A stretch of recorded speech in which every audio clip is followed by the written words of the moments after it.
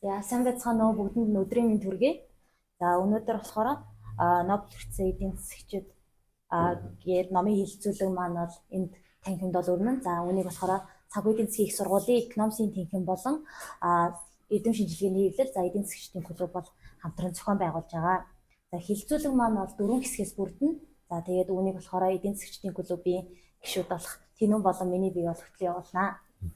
За тэгээд энэхүү өөрийн номыг танилцуулахаар хүрэлцэн ирсэн Монгол банкны стратеги төлөвлөлтийн албаны ахлах эдийн засагч Батчин танд баярлалаа хүрэлцэн ирсэн. За урьж оролцуулж байгаа баярлалаа.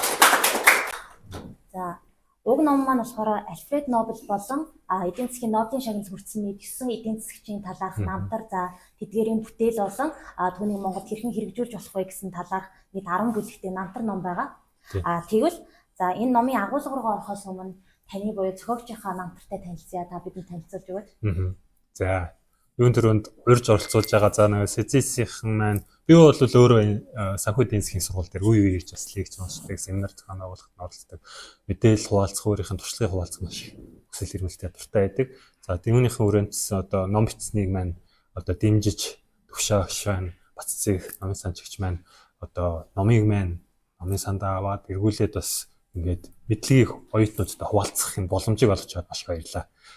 Тэгээд ер нь бол миний хувьд одоо Монгол банкнд 2017 оноос хойш ажиллаж байгаа юм байна. Тэгээд анх бол одоо сургалт олон нийтийн чиглэлээр явж исэн. Одоо бол түрүү хэлсэнчлэн стратеги төлөвлөлт гэдэг одоо Монгол банкны ерөнхийлөгчийн ажлын албаны үйл ажиллагаа гэсэн үг. Ер нь бол Монгол банкны бодлого стратегийн үйл ажиллагаанд одоо босруулах ажлын юм. Тэгээд тэрүүний хэрэгжилтийг хангах юм ажил гэдэг.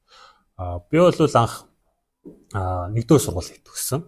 Нэгдүгээр дунд сургуулийг 2007 онд төгссөн. Тэгээд 2007 онд төгсөөд хөгжлүүдэд бол Англид бол бакалавр хамгаалсан юм байна. Англид Gloucestershire их сургууль гэж байдаг. Тэнцээ бол бакалавра BC удирдлага санхүүгийн чиглэлээр хийсэн. За хөгжлүүлээд тэгэхээр бас Англид нэг давуу тал нь юу гэдэг вэ? Магистрийн зэрэг нийгмийн ухааны магистрийн зэрэг нь бол богинохон 1 жилийн хугацаанд байдаг. Ер нь бол амралт авахгүй 3 семестрийн шахацдаг. Энэгээр онцлог учраас шууд магистра тэнцээ хийсэн. BC удирдлагын магистра бас санхүүгийн чиглэлээр хийсэн. За тэгээд Монгол банк орохоос өмнө 2014-өөс 17 оны хооронд брокер дэлгэрийн компанид ажиллаж байсан. Тухайн үеэр санхүүгийн шинжээч эхлээд тэгээд захирлын түвшинд ажиллаж хагаад тэгээд Монгол банкнд орох өөрөө бол маш хүсэл эрмэлзэлтэй. Англид байхдаа бол судалгаа шинжилгээ уншиж судалж ирсэн зүйлс маань ер нь дандаа макро эдийн засаг мөнгөний бодлоготой их дуртай байгаад байсан.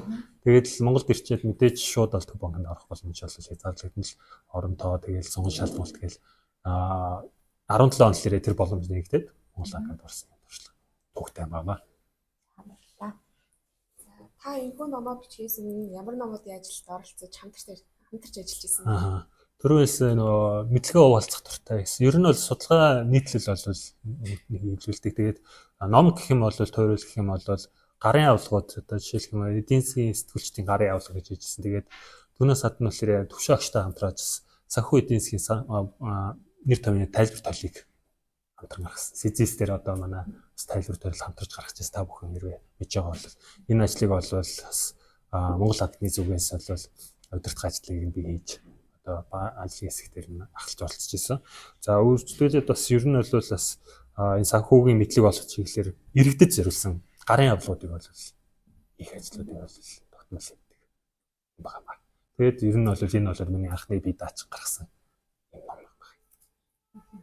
Уг номоо бичих сэтэл хэрхэн анх төрсөн бэ? За анх бол 15 онд би өөрөө бас нэлээ нийтлэл бичиж нийтлэх дуртай. Уншиж судлахаас гадна бичиж нийтлж одоо хэвлэл сэтгүүл сонин олон нийтийн мэдээлэх ажлын нэгтгэж оролцдог. Тэгээд нийтлэл бичдэг байсан. Тэгээ нийтлүүдийн дундаас ер нь бол энэ Нобелийн шагнал 10 сард болдог шүү дээ. Нобелийн шагналуудыг зарладаг. Тэр бол Нобелийн шагналуудыг зарлаж явах юм ингээд нэг эдийн засгийн чиглэлээр Нобелийн шагнал хүртсэн зарим хүмүүсээ ингээд сонирхуулж найшаас ахуулаад бичсэн байхгүй. Хүмүүст бол мэдээж тийм нийтлэлч нь бол уртайхад айгүй хүндрэлтэй уншдаг үү те. Ном бах юм бол өөр шүү дээ. Нийтлэлийг бол айл болох товчхон бичнгээд одоо товчхон тэр хин юу хийсэн тэр нь ямар ач холбогдолтой ингэ товч нийт бичижсэн. Тэр нийтлэл маань маш хүмүүст хүрээд за тэгээд ер нь бол саналууд их ирдэг байсан. Энийг дэлгэрүүлээч хүмүүс энэ үнийг чинь сонирхож чинь хүмүүст ойлголт өгөөч гэдэг. Яг манай Монголд бол хэрэгтэй юм гээд. Гэтэ яг үнийг хэлэхэд бол амжтгүй л байсан л да. Гэтэ бол эхлэл нь 2015 онд нийтлэл бичснээр эхэлсэн юм. Та уг номоо Ананд Аримуу хэмээх хоёр эрхэм зориулсан гэсэн. Яагаад номоо энэ хоёр эрхэм зориулах болов? Ананд Аримуу гэдэг нь болохоор манай хүү ах хоёр хүүхэдтэй. Манай хүүг Анд гэдэг, охиныг Аримуу гэдэг. Тэгээд өөрөө бол судалгаа шинжилгээг бол өөдөлсөн аав нартаа адмаа өөрийнхөө аавтаа зориулж ирсэн. Гэр бүлийнхэнтэй судалгаа шинжилгээ хийсэн. Ном анхныхын номыг бол хүүхдүүдэд зориулъя гэдэг. Ингэж бас dedicate хийсэн гэсэн үг. Тий. Уг номыг бүтээхэд хэр хугацаа шаардсан бэ? Мөн энэхүү номыг бүтээхийн тулд судалгаа хийж явах явцдаа таны хар хүнцэг өөрчлөгдсөн үү? Би өөрөө Японд сая дуртаг байх тий, сая дурдж харах хэмжээ. Би 2 дахь магистраа Японд 2021 оноос 23 онд тэтгэлэг аваад эдийн засгийн чиглэлээр хамгаалсан. Тэгээд яг диссертацаа биччихэд зав гардыг штэ тий. Ер нь бол анхны нөгөө хамгаалт эдрээ хийсэн. Тэгээд нэг 2 сарын хугацаанд ер нь бол нэлээд завтаа болчихдээ шүү дээ. Тэр үед нь бол энэ ажил руу одоо оръё. Энэ бол нэлээд бас чухал ажил юм байна гэж бодоод Японд байхдаа 2023 оны 4 сард эхэлсэн. Номон дээр нэ өмнөх хөх дээр бичсэн.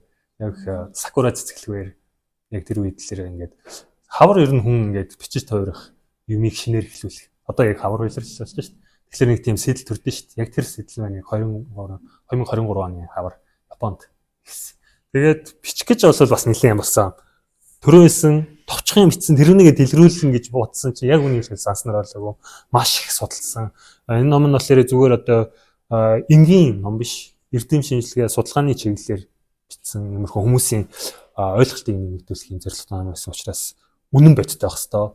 Арталтаа заавал одоо ном зүйтэй байх хэвээр. Тэр нь баталгаажсан байх хэвээр шүү дээ. Тэгэхгүй би худлаа зохиогоод ичиж болохгүй. Тэр мэн өөрөө бол бас ёс зүйн бас том асуудал гэсэн үг. Тэгэхээр би тэрүүнийг бодолцоод маш их судалсан. Хүмүүсийн нэг зүйл нь бичсэн үнэн байна уу гэж тулгалт хийдэг маш хийсэн. Тэгээд нэгдүгээрт хоёрдугаар тэгээд мэдээж гэр бүл гэр хүүхдүүдэд цаг зав гарцуулах шаардлагатай учраас за ер нь бол уул нь бол 1 жилийн хугацаанд бичнэ гэж төлөвлөж ирсэн маань 2 жилийн хугацаанд ер нь бол төгсөн. Би бол 2025 онд түрүү жилийн 9 сард бол хилтнээс гарсан. Номоо бичих явцдаа ямар нэгэн сорилт бэрхшээлтэй тулгарч байв. Түрүүс ер нь бол маш их нятлах шаардлагатай. Гэтэ тэрүүн дээр бол би аймаар сорилт гэж хэлэхгүй. Тэр бол ялцчихгүй байх хэрэгтэй нэг процесс. Сорилт нь яг хуу би бол ингээд бас юмыг ингээд өөр хийхийг хүсдэг. Тэгээд зүгээр нэг юм ингээд бичгээс гадна Монголын хөрсөн дээр яаж буулгах вэ гэдгийг маш их сэтгэж. Одоо өөрөө Монгол банкнд ажилладаг хүн судалгаа шинжилгээ бас нөө оюутнуудад мэдээлэл өгдөг семинар зохион байгуулахын ажилд оролцдог учраас энийг бичээд суугаад гээд асуулт тулгарч байгаа. Зүгээр нэг эдийн засгийн биччихлээр бидэрт окей юм гоё юм хийсэн юм тэгээ юу гэж гэдэг асуулт тулгарч байгаа хгүй. Тэгмээд тэрүүнийг Монгол руу яаж хөрсөн дээр нь буулгах вэ гэдэг бол маш чухал байсан. Энийг бол маш бодож бичсэн. За тэгээд бас өөр юм нөх юм бол хэрвээ анзаарсан бол энэ номын дээдлэлт нь QR кодууд байгаа. Тэр би өөрөө түрүү хэлсэн бас зүгээр ингээд ном биш бас хүний ингээд experience болохыг хүсэж байгаа байхгүй. Хөгжим сонсгоод. Гэтэ зарим хүмүүс бол ингээд чив жимээгүй юм хийх хүсдэг. Би бол заавал нэг хөгжим сонсч хаад юм бичих юм уушиг дуртай. Тэгээд хүмүүс бас тэр experience-ийг өгөөд маш их бодож ийж сонголтоо хийсэн. Өмнөх нотлын эдийн засгийн номнуудаас таны ном юугаар онцлогтой? Онцлог нь гэх юм бол яг Монголд бол миний яг судалж тогтоосноор бол 2 яг ийм Нобелийн холбоотой бүтээл гарсан. Яг Монголд бол гадаад бол зөндөө л байгаа л та.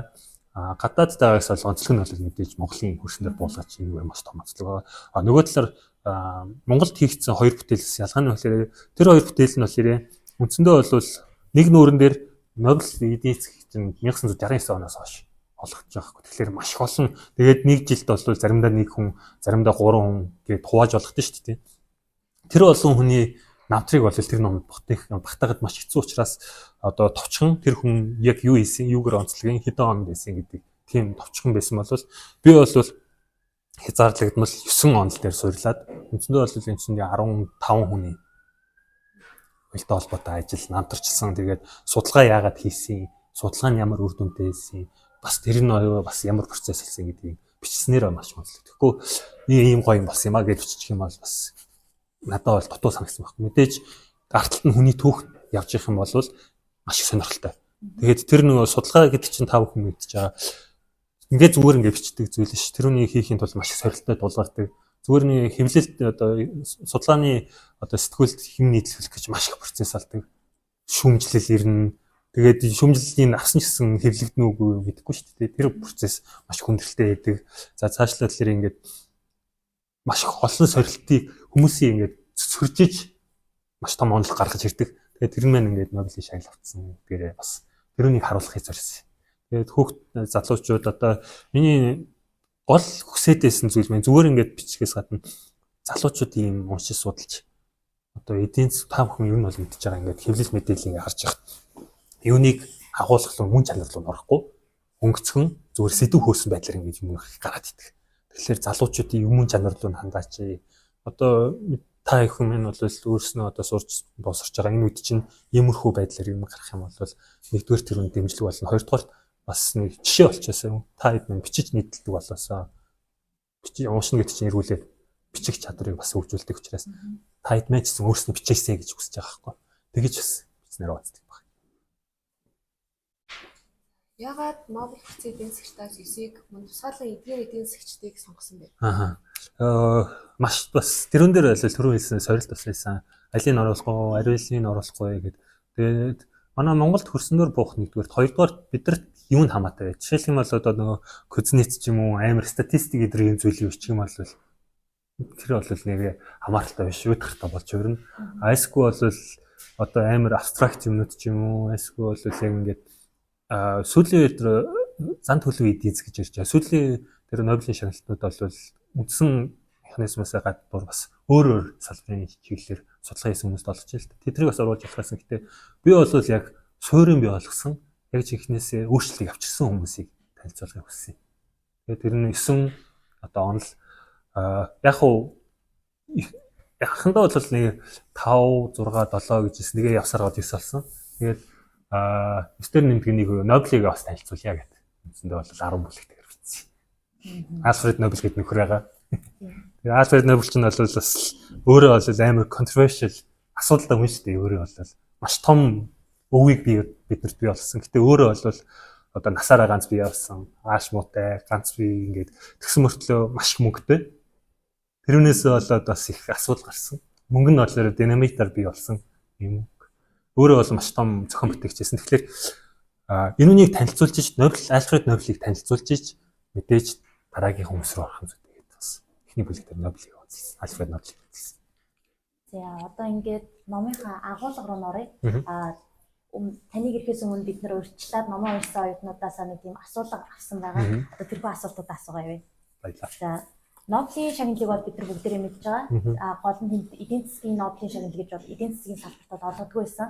За тэгвэл хизээнээс Нобелийн шагналыг эдийн засгийн шагналыг бол олгож ирсэн би таны талаар дэлгэрэнгүй ном уншиг байгаа хүмүүс ч юм уу танилцуулаад. Яг энэ слайдн дээр харуулад ярьчих. Энэ Нобелийн өмнөх слайд дээр тавьчих.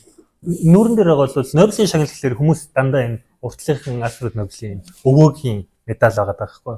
Энэ үнийг бол хүн болго мэддэг. Гэтэ ард талд нь салбар болон өөрсдийн онцлогтой байдаг. Энэ болохоор эдийн засгийн салбарт яг иймэрхүү медалийн олгодог. Тэгээд дараагийн слайд. Ер нь бол Нобелийн шагналч нах Нобель өв болгож үлдээсэн шүү дээ. Гэрээслэл үлдээсэн шүү дээ. Гэхдээ 5 салбар өгөх ёстой гэдэг гэрээслэл үлдээсэн.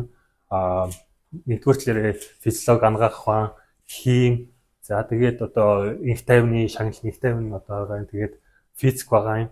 Тэгээд мэдээж литератур, уран зохиол төр. Тэгээд энэ 5 дээр бас хүмүүсээс гайхт яагаад энэ 5 дээр өгдөг болсон юм. Тэгээд эдийн засгч нь бол сүүлд энэ 5-аас гадна 1969 онд бий болсон. Шведийн төв банкны Sveriges төв банк гэдэг анх дэлхийн хамгийн анхны төв банк гэдэг 300 жилийн агаар бий болсон шагнал. Тэгээд 69 онд бол анх болгож гисэн. Тэгээд 5 дээр нэмэх нэг гэсэн зарчмаар явж байгаа. Тэгээд яагаад энэ 5 төгсөн юм? Тэгээд хүмүүс их асуудаг. Математикт яагаад өгдөг юм гээд. Математикт бол яг үүний хэлгээд бол тухайн үед өөр шагналууд байдаг байсан. Мундаг Тэгээд тийм шагналтай давцуулаад яах юм бэ? Тэгээд энэ бол математик бол мэдээж шинжлэх ухаануудын одоо судалгаа зохицол шинжилгээ ихт баталгаа болгож ашигладаг. Гэхдээ бид нар бол яг суурь шинжлэх ухаан юм а гэдэг гаргаж ирээд шинжлэх ухаанаас гадна энэ боловсрол литератур тэгээд их тайван бол ялч хүмүүс төрлөх юм мөн чанар юм а. Бид нар бол ингээд одоо Альфред Нобель хүртэл өөрөө гэсэн байхгүй. Би одоо динамитыг бүтээчлээ. Дайныг одоо бий болгохын хэрэгслийг бий болгосон. Гэтэ би бол их тайвныг бас дэмжмээр байна гэд оруулж ирсэн юм онцлогтой. Тэгээд уран зохиолд бол өөрөө маш их дуртайсан. Сонирхолтой нь Альфред Нобель өөрөө аав нь бол Эммануэль Нобель гэдэг бас мундаг зохион бүтээгч. Энэ ах нь Лидвиг Нобель гэдэг. Аав нь бол айгүй мундаг зохион бүтээгч байсан. Яг хуу санхүүгийд бол асуудалтай гэхдээ мундаг гоё юм зохион бүтээдэг. Тэр нь болохоор хүүхдүүд нөлөөс. Гэхдээ Альфредийн хувьд л өөрөө бол зохион бүтээгч болохоос илүү анхандаа бол ийм уран зохиолч болохыг шүлэг хийх гэж дуртай байсан. Тэгээ шүлэг ном одоо уран зохиолд маш их дуртай. Өгүүлэл их чинь баян өдрийн тэмдэг хийдэг байсан. Гэхдээ аав нь бол тэрнийг дэмжээ. Чи бол өөрийн гэсэн мундаг потенциалтай мундаг юм хийх ёстой. Уран зохиол бол чиний хобби байж болно. Гэхдээ ажил чинь биш шүү гэдэг. Гэтэ бол одоо Нобелийн шагналд бас л оруулсан байна. Тэгээ бид нар бол одоо ингээл уран зохиолын Нобелийн шагнал хүртэж байгаа хүмүүс бол мэдээж бас лосгүй бүтээлүүд өгсөн хүмүүс эдэн шүү дээ. Тэгээд оруулсан.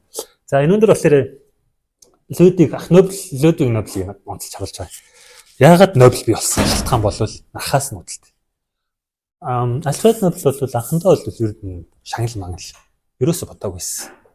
Ер нь бүтээл төрөлийг харж байхдаа бол зохион бүтээх 300 хэдэн одоо юутэй патенттай байлээ.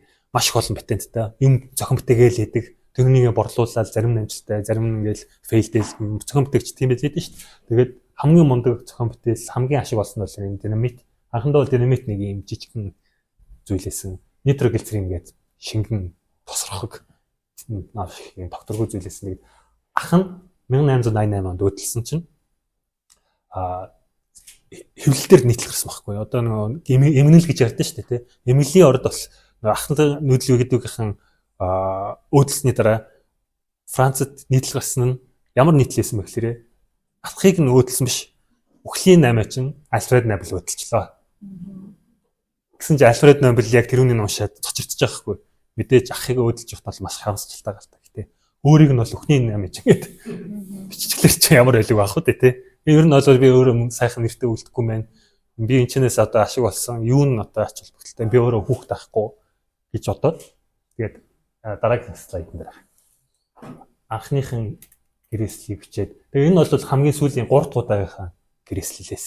Тэгээд гэрээслийг бичээд гэрээслийг бичээд өөдөлсөн 1888 онд бас өөдөлсөн. 87 онд лөө.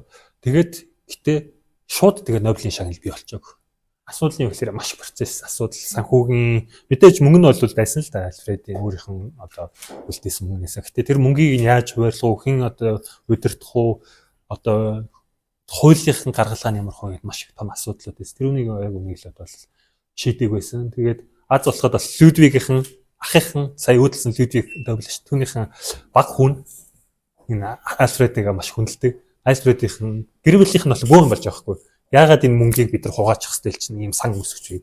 Хин тамаатай юм гэдэг. Тэгээ хоорондоо маргалж ихсэн дунд нь бас Лүдвиг хамгийн бага Эммануэль гэдэг өвөтэйгээ ойрхон нэртэй тэр хүн болохоор би энийг хэрэгжүүлнэ гэдэг 3 жил зүтгэж бөө юм болж ич 1901 онд анхныхан Нобелийг одоо хим физик, физиолог, уран зохиолын салбарт гэдэг болгочихсон.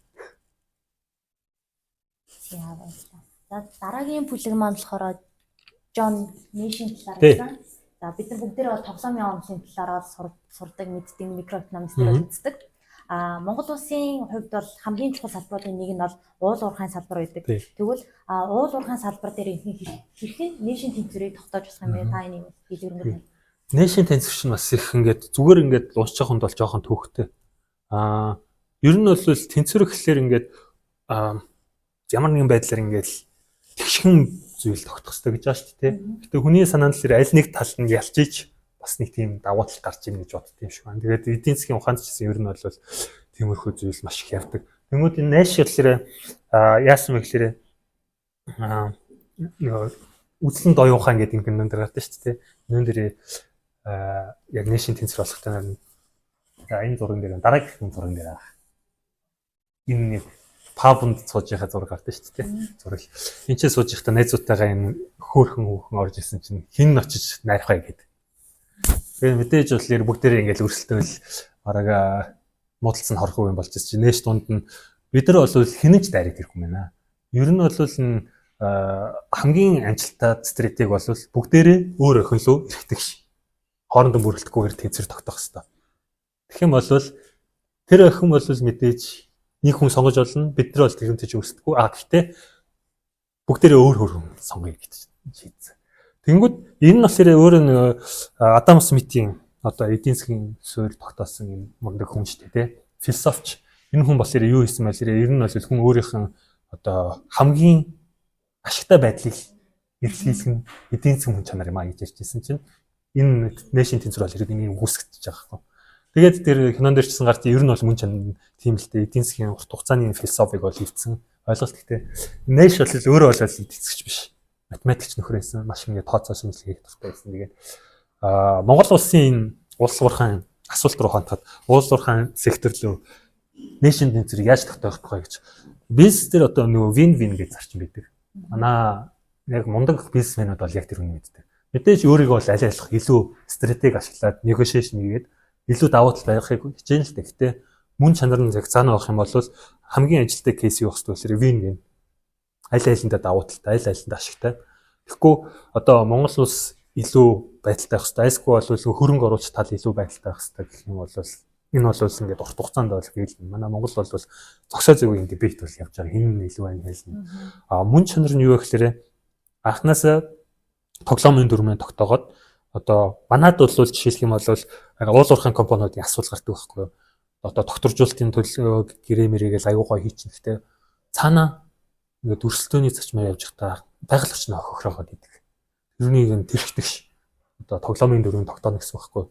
Нөхөн сэргэлтээ хийх ч юм уу те. Айсгүй бол одоо докторжуулалтын төлөө гэрээ гэдэг чинь уул нь бол давуу тал нь юу гэхээр урт хугацаанд ингээд манайх чинь байсаж байгаа мөөгчлээд идэг. Хуулиа байсаж байгаа л өөрчлөл 2-3 жилийн дараа ч юм уу. Тиймэрхүү өөрчлөгдөхгүй гэсэн амлалтыг өгч байгаа байхгүй. Уул уурхад тэр нь одоо дутагдаад байгаа. Хинээс хамаарч байгаа гэхээр нөгөө их бүхий итгээдүүд тийч шийдэр гараад байгаа нь хитрхийх нөлөөлөлт байгаа. Тэгэхээр тэр нь өөрөө нөгөө дараагийн сэдвүүдээр гарч засаглалын асуудлууд гарч ирж байгаа байхгүй. Ил тод байх хэвээр. Ил тод байна гэдэг нь бол одоо хариуцлагатай байхыг хэлж байгаа гэсэн. Тэгээ хин нэг нь давуу тал болохгүй. Ингэчээж одоо уул нас тэр энэ тоглоомын онлын дагуу бол нэшин тэнцвэр тогтоох боломжтой л да. Тий. Джонни шин намтрын талаар судалж байхад юм танд ямар санагдсан бэ? Амьдралаас нь тийм сургамж олгоод авчихад үйл байсан уу? Нэш бол математикч юм рационалаар маш боддог. Би бол тэрэн дуртай. Яг ялч нөгөө санхүүж эдийн засгч хүмүүслэрээ рационал ахыг хүсдэг шүү дээ. Одоо хоёр шийдвэр гарлаа гэхэд хамгийн одоо давуу тал одоо хуримтлал үүсгэх юм уу? Урт хугацааны юм боддоо шүү дээ. Гэтэл одоо зан төлөвийн дараагийн бүлэг дээр ч харагдана. Хүн гэдэг бол өөрөө маш тийм рационал биш амтай. Сэтгэл хөдлөлтөд уучлаас амтэн шүү дээ. Амтэн бол сэтгэл хөдлөлтөд бол дуртай юм лөө шуналдаад тэгэл явдсан шүү дээ. Хэрэглэх зүйл хоол хүнс юм. Нэшн хөдлөлөөр тийм юмыг одоо яагаагүй рационал байхыг хүсдэг. Тэрэн чөлөө бүтээлүүдээр нь харагддаг. Тэгээд бас өөрөө нэшн бас нэг онцлог юу вэ гэхээр балансыг алдагдуулсан. Өөрөө нэшн тэнцвэр гэж ярьжсэн боловч ажил амьдралын баланс алдагдуулсан юм. Тэгээд тэрүүнээс болоод шизофренит болсон. Шизофрених нь бас удамшлын шалтгаан байсан л ахalta. Гэхдээ өөрөө бол маш их юм бие төвтэй хөөрийгөө бусдаас тавих дуртай. Тэгээд тэр нь анхдахгүй болохоор маш бухимддаг. Тэрүүнээс болоод нөгөө том нээлт хийх гээд маш их суусан. Тэрүүнээс болоод болохоор сэтгэл зүйн байдал нь хүндэрсэн. Тэгээд шизофренит болсон. Тэгээд шизофренит болоод эргүүлээд янз бүрийн хийм сонсч харчихсан. Гэтэ нөгөө кинон дээр гардаг шиг нөгөө 3 хүн харагдаад байдаг шиг тийм бол байгаагүй. Хийм сонсдог байсан. Тэгээд айгүй нөгөө hallucination гэхээс илүү нөгөө төөрөгдөл өөрийнх нь бүтээлүүд нь болохоор айгүй тийм төөрөгдөлтэй бүтээлүүд гардаг болсон. Хүмүүсийн одоо янз янзын харин ингээд харж ирдэг ч юм уу тий. Социалист. Яг тэр үед чинь бол хүйтэн дайны үеэс хоорондоо ингээд мөрөлдөлж яхад нь одоо Америкчүүдийн эсрэг тиймэрхүү акт магц хийгээд ч юм уу. Тэр нь өөрөө маш их асуудал гаргадаг байсан. Тэгэхээр энэ балансыг ер нь алдагдуулж болохгүй л гэсэн юм болсон. Тэгээд эргүүлээд л яг бас гэр бүл нь бас нэж туссан. Тэгээд тэрүүний үр дүнлэрээ шизофрениг бас шинж тэмдэг намдаад чадсан юм л тий. Тэгээд бас нээшийн бас хувийн амьдралд бол тэр нь бол нэг маш их сургамжтай зүйл. Өөрөө бол анхныхан одоо хувийн амьдрал нь бол бүтэлтэй болоогүй. Тэрүүнийг үгүйсгдэг, тэрүүнийг нуудаг. Тэр маань өөрөө эргүүлээд маш их тийм асуудал үүсгэсэн. Тэгэхээр залуучууд бас надад ч гэсэн одоо сургамжтай зүйл нь юу гэхээр ер нь бол юмд бол ингээд хайр сэтгэл байна уу юу байна уу тэрүүн дээр мөн чанараараа хандах зүйтэй. Ямар нэгэн байдлаар ингээд аль нэг тал руу хөрвүүлэхгүй мөн чанараа дагсан зүйтэй юм аа шүү гэж хэлэх зүйтэй залуучууд. Надад ч тэр нь бол бас жишээ болж өгсөн байхгүй. Тэгэхгүй одоо анхныхан хүүхдээ орхиод ингээ явна гэдэг чинь бол гоё биш зүйл шүү дээ. За дараагийн бүлэг маань болохоор замтлын эдийн засгийн талаар байсан. Таны бодлоор Монгол замтлын экономикс хэр хөгжиж байна вэ? Хэрхэн хөгжүүлэх боломжтой гэж харж байна? Энэ бол сүүлийн үед маш сайн хөгжиж байгаа. Нобелийн одоо шагналууд байна уу? Бусад одоо бүтээлүүд судалгаа шинжилгээнүүд болохоор ингээд зан төлөвийн эдийн засаг гэдэг нэг шиг маш хандж байгаа. Гэтэ анхандаа бол энэ зан төлөвийн эдийн засаг бол хүлээн зөвшөөрөгддөг байсан. Одоо бас маш сайн хүлээн зөвшөөрөгдөж байгаа хгүй. Хүлээн зөвшөөрөгдөх болсон шалтгаан бол энэ Даниэл Канеман гэдэг нөхөр өөрөө бол маш мундаг хүн. Юмыг бол маш өөр өнцгөр хардаг. Уул нь болохоор ихтэй эдийн засгч биш. Тийм, сэтгэл зүйч, сэтгэл судлаач юм нөхөр. Тэгээд өөрөө бол дэлхийн 2 дугаар дайны үед төрөөд амьдралд нь бол маш олон зүйл болсон. Тэрүүнээс болоод тэгэхээр маш их юм өөрөө хаалттай болсон. Өөрийнхөө үзэл бодлыг чөлөөтэй илэрхийлдэг. Яг хуу хичээлийн үед бол гоё ингээл санаа гаргаад тэрүүний тайлбарладаг. Гэтэ нөгөө олон нийтийн дунд бол нэг тийм нээлттэй хүн биш байсан. Тэгээд ер нь бол энэ хүн бол тэр дэлхийн 2 дугаар дайны үед бол еврей хүн байсан учраас маш шахагддаг, хөөгдөж, туугдаж, арайч нөгөө ганцлагаар торигдаг. Гэхдээ бол амьдрал нь бол тэр үед бол ингээд сэтгэл зүйн үед бол маш хүндрэлтэй байсан учраас сэтгэл зүй гэдэг зүйл дурлсан юм байлээ. Тэгээд сэтгэл зүй гэдэг зүйлс дурлаад явж исэн чинь дараагийн слайд дээр харагдана. Цааталт нь Даниэл Канеманаас гадна уул нь болохоор Нобелийн шагналыг болохоор Амос Твиски гэдэг энэ нөхөрт ёстой. Яг үнийг хэлэхэд Даниэл Канеманы санааг найз нь гүйцэтгүүлсэн байхгүй юу? Манер бол ингээ гой санаа байсан. Тэрүүнийг бол яг гүйцэтгүүлж чадахгүй байхад нь цаатлынхаа найз нь гүйцэтгүүлж өгдөг байсан. Хоёулаа бол алтан хамтрагч гэдэг шиг төгс хамтрагч нар байсан. Харамсалтай нь болохоор яг Нобелийн шагнал гартуулах үед нь бол Амос бол өөдөлцсөн байсан. Орд авдрын улмаас өөдөлцсөн байсан. Тэгээд Нобелийн журам бол амьд хүнд шагналыг болгоно. Араас нь нөхөн болохгүй гэсэн зарчмаар Даниэлд шагналыг нөгөөд найз нь бол гарах шагналыг өгөх. Гэтэ Даниэл бол хэлсэн үгэндээ чсэн одоо бусад Нобелтэй холбоотой зүйлсээр заавал Амос гэж дурддаг байсан юм байна. Тэгэхээр Даниэлийн үдлээрээ зан төлөвийн эдийн засгийн суурийг тавьсан. Тэгээд тэр маань одоо бидний санхүү, зан төлөвийн санхүү, зан төлөв гэдэл бүх юмлол холбогддог болчихлоо л дээ. Биш орчилт юм да. Үүн дээр бас нэг улс төртэй холбоотой асуудал авд үзсэн байсан. Тэгвэл бид улс төрчдийг хэрхэн сонгох хэрэгтэй вэ? Ямар байсуудаас зайлсхийх хэрэгтэй вэ? Бид нар би яг Даниэл Канеманы бүтээл юмнуудыг уншсан байхгүй юу? Prospect on leader гэж. Тэд нар уншиж яг бид нар өөрсдийг харж байгаа монголчууд. Яаж ч нөхөр бидний сэтгэл зүйдэр улс төрийн шийдвэр гаргалтан дээр тоглолт хийдэг. Ялангуяа улс төрчдөж байна уу? Одоо нийтийн албан тушаалтнууд ямар тоглолтууд хийдэг гэхээр эхнээс нь framing effect гэж байгаа. Bias гэсэн шүү дээ, тий. Bias гэхээр хүмүүс гайхаад идэг хүн ингээд тархин дотор янз янзын процесс болж байгаа шүү дээ. Бид нар бол ингээд шийдвэр гаргана. Ингээдтэй бол санаатаагаар гаргаж байгаа шийдвэр. Би энэ сүг аав, энэ одоо чихрийг авна гэд бодож байгаад гаргаж байгаа шүү дээ. Зарим шийдвэрүүд автоматар ингээд гарчаад идэг. Яагаад гарч ийн гэхээр тархины урд шийдвэр гарахгүй ч гэсэн заавал ажиллаж идэг давхар оюунхан байгаа шүү дээ, тий. Тэрүүн чинь одоо жишээлх юм бол loss aversion гэж энэ дээр маш тийм тоглолт хийх боломжтой. Loss aversion юу гэж юм гэхээр бид нар айц дээр тоглолт юм гэсэн үг. Бид нар ингээд юм алтахаас айштэй тий. Проспектийн онол дээр юу гэдэг вэ? Бид нар ингээд юм суглаанд очих юм бол гоё баярлан тий. Гэтэ тэр суглаанд очсон мөнгөө алдах юм бол бүр их одоо сэтгэл санаагаар ундаг байна. Өөрөөр хэлэх юм бол юм ингээд хочих юм бол баярлж болно л дээ. Гэтэ тэр юм алтан гэдэг сэтгэл хөдлөл нь бүр хүчтэй байдаг. Тэгэхээр энэ улс төрч чинь үү нийтийн албан тушаалтнууд яадаг вэ гэхээр юм алтан гэсэн сэтгэл зүйн асуудал дээр нь төвлөрөөд за жишээлх юм бол янз янзын одоо эсрэг талынхан одоо сул талыг ашиглаж энэ одоо ингэх юм бол татвар өснө. Татвар өсөх юм бол бид нар ингээд илүү их мөнгө гарна гэдэг бодох ч юм уу тий. Одоо жишээлх юм бол байсан орж ирнэ. Тий. Энэ бол айцтай тоглолт гэж байгаа гэсэн. Айсгүй бол confirmation bias гэж ядیں۔ Юу гэдэг вэ гэхээр хэрэг таад ингээд анзаарчих юм бол хоёр хүн ингээд итгэлцэж штэ тий.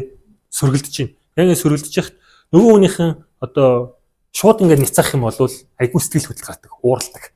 А гэтэл одоо нөгөө хүнийг зөвшөөрөөд тийм чиний нэр чинь ерөн зөв штэ. А гэх юм бол арай зөвлөрч эхэлдэг. Яг л тэр хүнийг зөвшөөрч ин гэсэн. Зөвшөөрнө гэдэг нь хүнийг ингээд өөрийг ингээд тайвшруулдаг.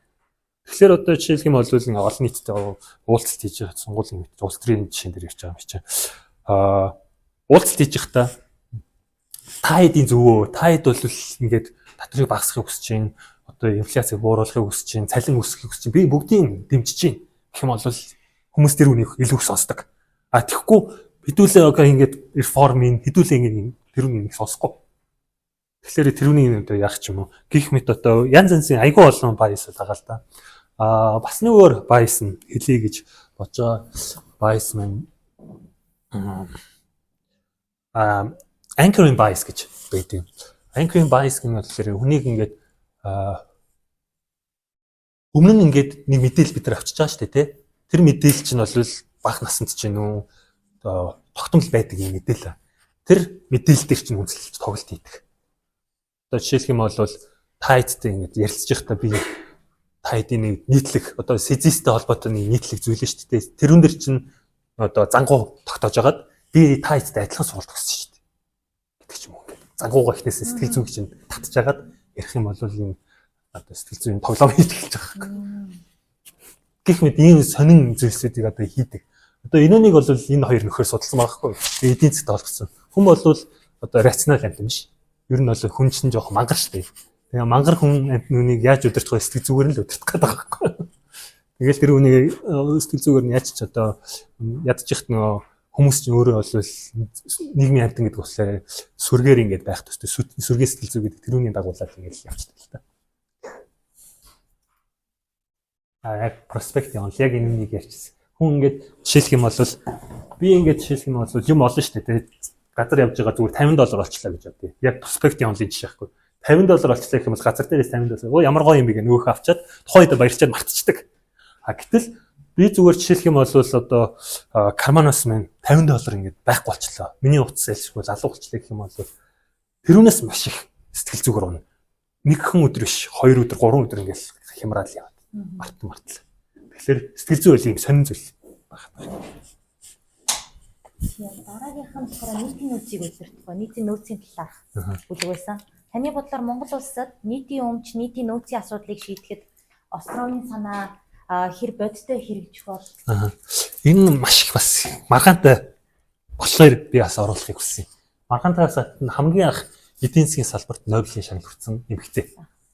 Эмэгтэйчүүд бол ер нь ингээд шинжилгээнд бол яг үнийг хэлбэл би өөрөө бол нэг тийм амар феминист гэсэн ер нь бол их хэрхийг дэмждэг юм хүн. Тэгээд эмэгтэйчүүд бол энэ шинжилгээнд байр суурь сайжраасаа илүү их ингээд хүчтэй дуурдаг болоосаа гэдгийг бол дэмждэг юм уу.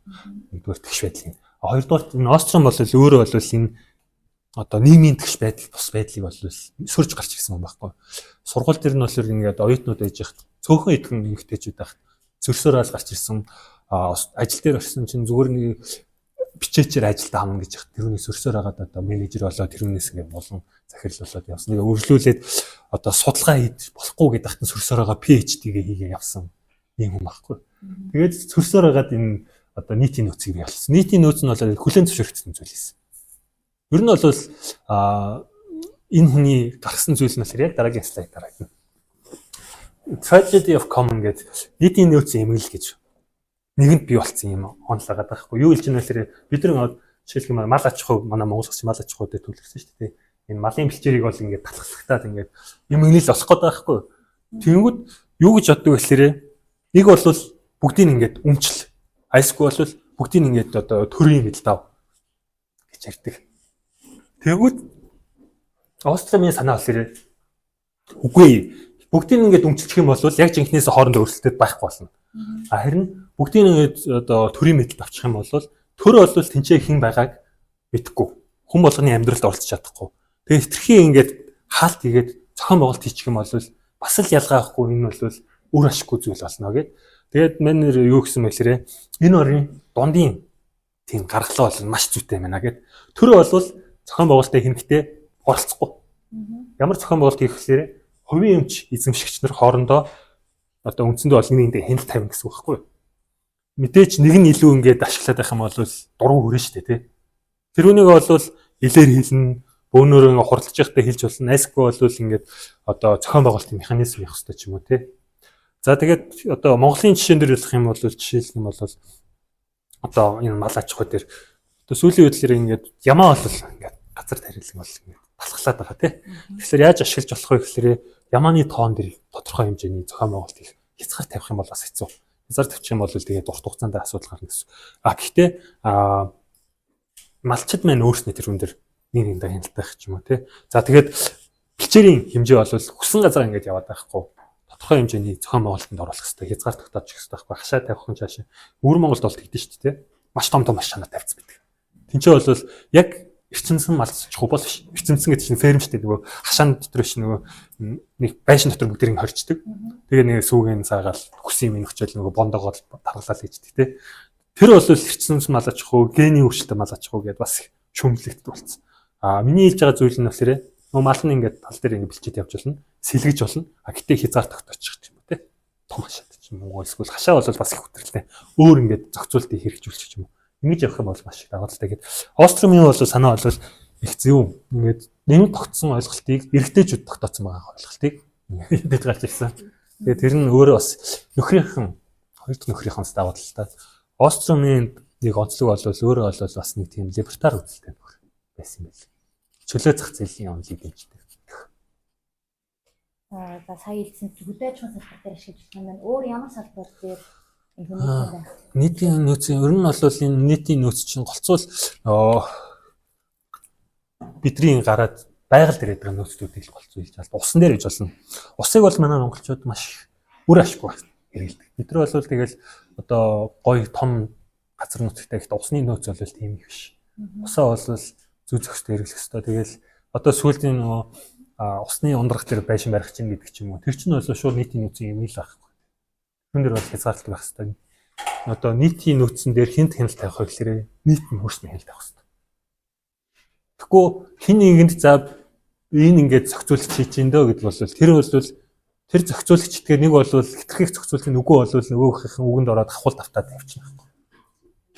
Тэгэхээр тэрүүн дээр хяналт хяналт тавих гэхээр нийт нийгэм харилцан бий юм л хяналт тавьж иж нийгэм чинь механизм ажилт хийлээ. Тэгэхгүй хин нэгэн ихтгэл их мэдлэгч юм бол тэр нь ингээд диктатор болчихно гэдэг ч юм уу те. Дараагийнх нь Милтон Фридманы талаар.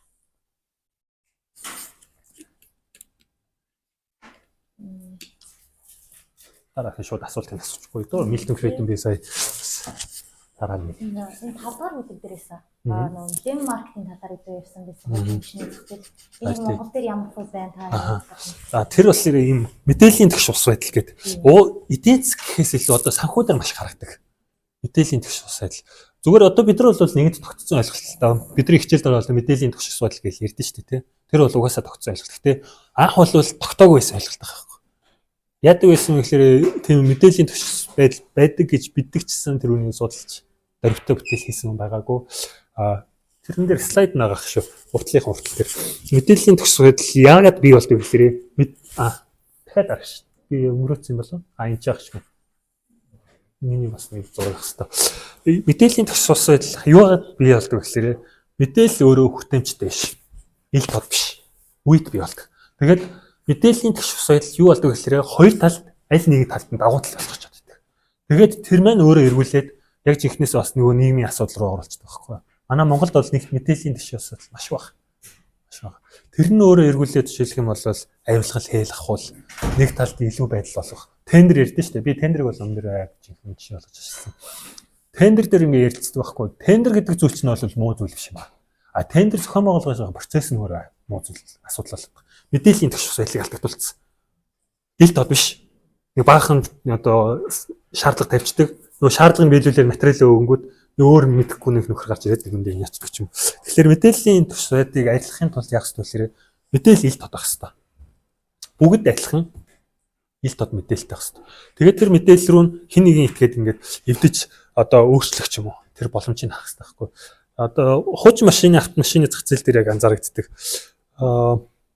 Бид нар ингээд яг жишээлх юм бол хуучин машин мэн үү, хуучин өөрийнх нь эд зүйлсийг заръя гэх юм бол тэр зүйлсийн яг одоо хэрэглэгдсэн хугацаа яг асуудлыг нь бол бид нар өөрснөө л мэдэн шүү дээ эд зүйл. Одоо жишээлх юм бол эмэгтэй хүн бол гоё ингээд одоо хугацаа заръя гэж юм уу те. Эсвэл бол эд материал одоо компьютераа заръя гэдэг ч юм уу. Тэр компьютерыг хэзээ удаа яаж унгаасныг бол шийдэл мэдэн шүү дээ те. Эсвэл тэр утсыг одоо яаж дэлгэцийн сольсон дотор нь ямар юмыг сольсныг шийдэл мэднэ. А гэтээ зарахтаа бол хэлэхгүй. Мэдээж зарах байгаа хүн тэр одоо хамаагүй бодлохгүй мэдгүй юм аа хийж болохгүй шүү дээ. Хэлчихээ бол үнэн унах гэдэг тий. Энэ бол мэдээллийн тэгш байлгаа байхгүй. Тэгээд бас энэ зураг дээр яг Joseph Stiglitz гэдэг нөхөр эдэн. Энэ нөхөр чинь бас их олон улсын валютын сан дэлхийн банк шүүмжлэлтийн нөхөр. Энэ ер нь миний яриад байгаа хүмүүс болохоор ингээд нэг төгссөн ойлголтыг ингээд цөрч гарч ирж байгаа нөхдөд тий. Маш их танилцуулсан юм байлээ л дээ. Өөрөө сүлд нь харахад энэ нөхөр яг юу гэсэн бэ гэхээр газар тариалан дээр газрын эзэн гэж нөхөр Америк Африкт яг анзаарсан зүйл байна. Газрын эзэн тэгээд тариалан хийж байгаа газар түрээсэлж байгаа хоёр нөхөр байгаа байхгүй. Энэ хоёрын дунд мэдээллийн төгс асуудал маш их гардаг юм байна. Газрын эзэн бол одоо үнэ яаж ч өөрчилж болно. Үнэ өсөхгүй хичээд тэгээд өсгөө гэх юм бол за би явлаа гэх юм бол окей яв. Газраа ингээд тарьсан байдаг, үр тариа тарьсан байдаг. Яваа гэхлээр явж чадахгүй тиймэрхүү нөхцөл илэрхийлж байна. А гэтэл газрын эзэн дээр нөгөө газар тариалан эрхлэж байгаа нөхөр би ийм ундаг ийм тариаланч. Би одоо энэ газар чинь ийм гоё цэцэг ургуулна, ийм ургуулна чи ийм гоё ашигтай юм гэдэг. Ярьж болно. Гэтэ юу ч мэдэхгүй юм биш бол тээ. Их мэд ингээд мэдээллийн төгс асуудал гэдэг байхгүй. Тэгэхээр энэ мэдээллийн төгс асуудлыг ер нь бол сүүлийн үед маш их ингээд ярих хэрэгтэй болчиход байгаа юм. Дундаа ингээд орхитуулаад байдаг. Тэгээд одоо миний хамгийн сүүлд анзаарсан нэг зүйл бол махны үн одоо маш өсөж байгаа шүү дээ. Одоо 30 эд мянга болчихлоо шүү дээ. Бүхрийн мах амар өндөө шүү дээ. Яг олон улстай харьцуулахад бол гайгүй л тагтай. Түрүү жилдээ харьцуулахад бол амар өссөн байгаа. Тэгээ яагаад төсөөд ийн гэсэн чинь мэдээллийн төгс асуудал бий болсон. Нөгөө дунд нь дилер хийгээд байсан change гэж хийгээд байдаг шүү дээ. Change-уудыг ашиглаа хийцэн. Change-уудыг яг хөө change-ууд бол бас болохгүй бүтгүй юм хийгээд байсан л ах л та. Гэтэ change-уудыг байхгүй болохоор change чинь нөгөө дилер уу зах зээлийг бий болгох гэж. Market maker гэдэг байсан чинь market maker байхгүй болохоор тэгэхээр би итгэхэд хоорондоо уулзах чадахгүй болохоор зарж байгаа тал нь нийлүүлэлтийн дутагдaltaа нөгөө хүмүүс нь авах гад идэг. Тэгээд үнэн өсгөөс аргагүй. Эрэл төлөлтийн янз бүр бий болчиход байгаа. Тэгэхээр яг энэ шиг одоо мэдээллийг ил дод болох хэвээр маш чухал. Бүгд тэр мэдээлэлээр ил дод байдлаар оролцох боломжтой байх юм бол бүгд хэрэгтэй шийдвэр гарч чадна. Адилхан ашиг хүртэх боломжтой. Дараагийнх нь энэний бас дараагийн нийтийн сонголтын онд байсан. Тийм. За энүүн дээр Монголын нөхцөл байдал сонгуул хангалттай хэмжээний ил тод байж чадж байна уу? За Монголд сонгуулийн тойрог хуваахтаа дээрийн менежерийн болцоод энэ юм. Ийм байгаа. Нийтийн сонголтын онол гэдэг өөрөө болохоор нөх түрүүний юутай адилхан улс төртэй холбогддог болохоор бас нэг тийм айгүй сенситив. Гэтэ мөн чанар нь болохоор эдийн засгийн гаргалгаа айгүй гоё гаргаж ирсэн онолхгүй энэ Джеймс Бюканан гэдэг нөхөр идэв. Тийм амар алдартай байж таа. Гэтэ өөрөө бол жинхэнэ одоо Джеймс Бюкананы өөрийн бий болсон think tank нь одоо хүртэл Америкт мундаг сайн ажилладаг.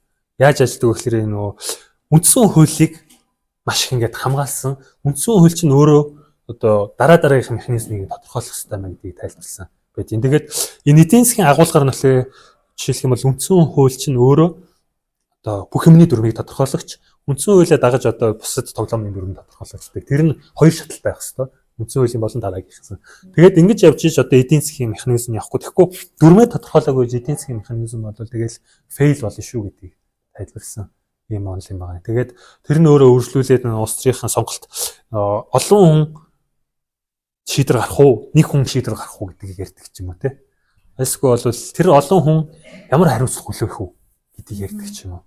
Эсвэл бол тэр олон хүнийг яаж одоо шийдвэр гарах одоо процесс нь ямар байх ёстой гэдэг ч юм уу. Юуны тайлбарладаг юм онцтой. Тэгээд яалтчгүй Germanдрийг нь сая асууж байгаа шүү. Манай Монголд бол бас анзаардаг л та. Яг нь одоо тойрог хуваана гэж ярьдаг.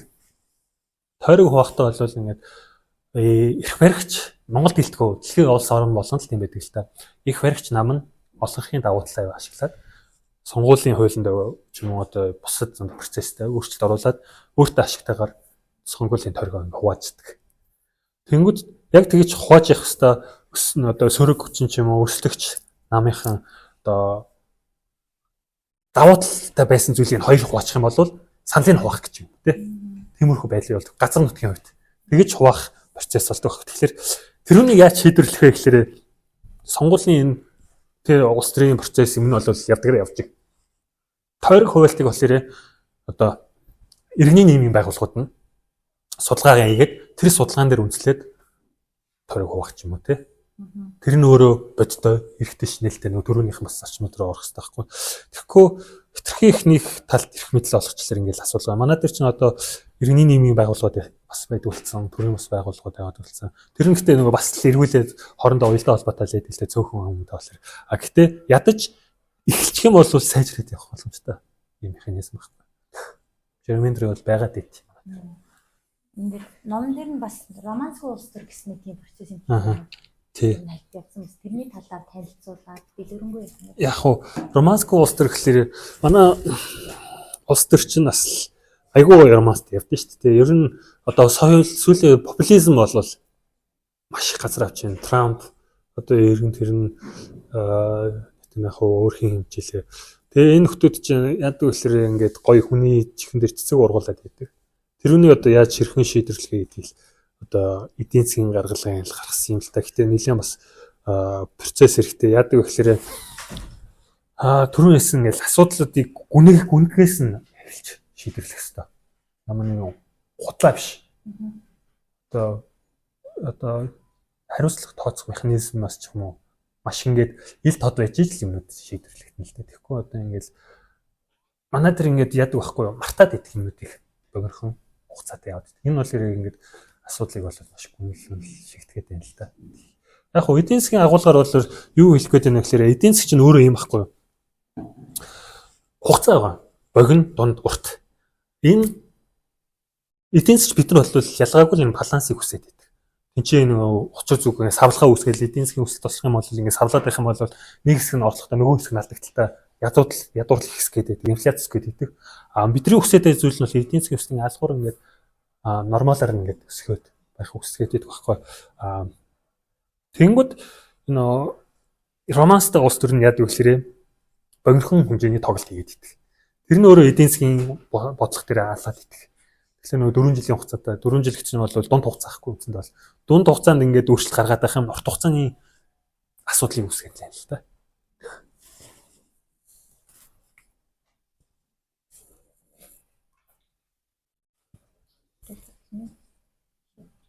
Та хэд дундаас нас асууж олно шүү.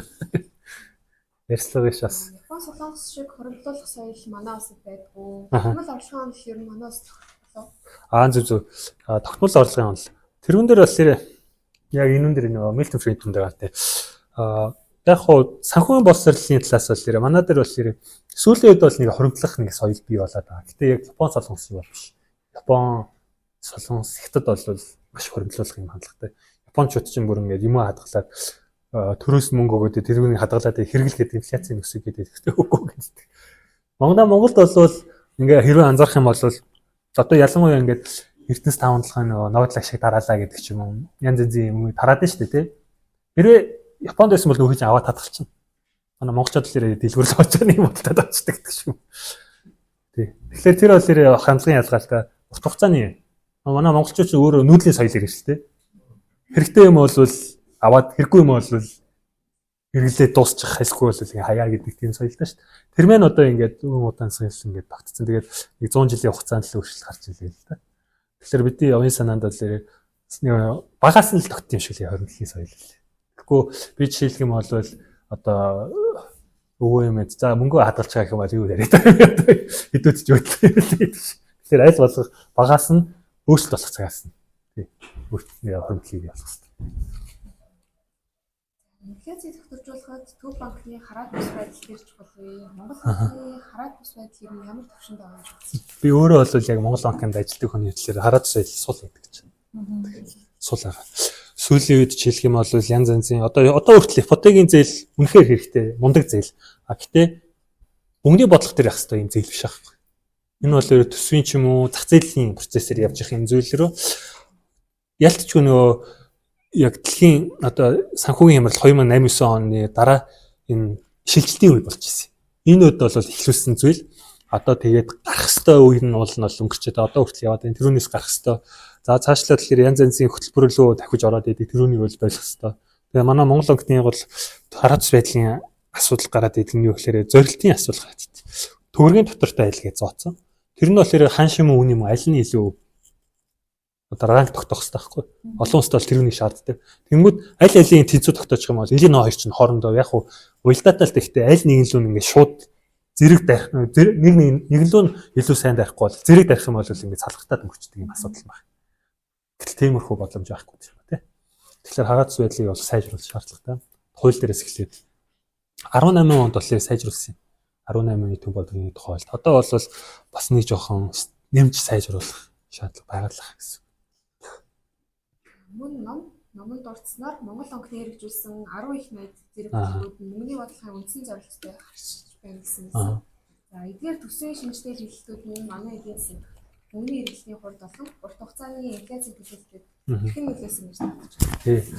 Би бас номон дээр бол мэдээж ажилтг байгууллага очир зүггүй шүүмжлээд байж болохгүй л гэхдээ нөхцөл байдал яг тийм баг. Тэгээ би өөрөө бас манай миний номыг бас редакторлсан Гаамчэр гээд бас мундаг эдийн засгч ах хайд. Тэр ах редакторлсан. Тэгээд би бичээд оруулсан манер бол дэмжсэн байх хэрэгтэй юм. Угаасаа манай Монгол банкны ерхий эдийн засгч байсан. Тэгээд юмыг бол шүүмжилж л сайн явах хэрэгтэй. Тэгэхгүй ингээл хүлэн зөвшөөрөл яваад байх юм бол тэгэл юм сайжрахгүй шүү дээ. Тэгээд оруулсан. Тэгээд 10 их найт дээр болохоор ялч манай Монгол банк ковидын үед би болсон юм хөтөлбөр шүү дээ. Эдийн засгийн сэргээх дунд хугацааны бас нэг юм гээд 3% зээл литр гэж орж ирж ирсэн. Тэгээд 3 их найт, тэрүүнийх нь 1 их найт нь Монгол банкнаас гарсан. Тэр бол өөрөөс 100% төсвийн шинжтэй хөтөлбөртэй. Тэрүүнээс гарах хэвээр гарсан. Дууссан. Гэхдээ тодорхой хэмжээний үлдэгдэл баланс төр байхад л. Тэгэхээр тэрүүнийг шүүмжилж юм гэсэн. Одоо нэгд бол болцсон юм бол яач чадахгүй. Одоо тэрүүнээс дахиж давтмааргүй байна л гэж дахин давтаж хэлээд. Үн докторжуулах хөтөлбөр гэж бас урд нь явж ирсэн байхгүй. Тухайн үеийн санаа нь бол айгуу гоё. Яасан гэхээр инфляци өсөхгүй, татаасыг нөгөө түрүү махны үн өсөд гэсэн шүү дээ. Тэнгүүд махны үн өсгөөд нөгөө махны компаниуд одоо махны нийлүүлэгчнэр мөнгөний өчтөг. Та хэд үнэ өсгөх гээд байх юм бол энэ мөнгө авчихаа. Үнэ хадгалчих гэдэг гэсэн. Тэнгүүд юу болсон бэ гэхээр төр болвол иймэрхүү юмыг болвол яг юу болж байгаа процесс руу янтан орж чаддгүй.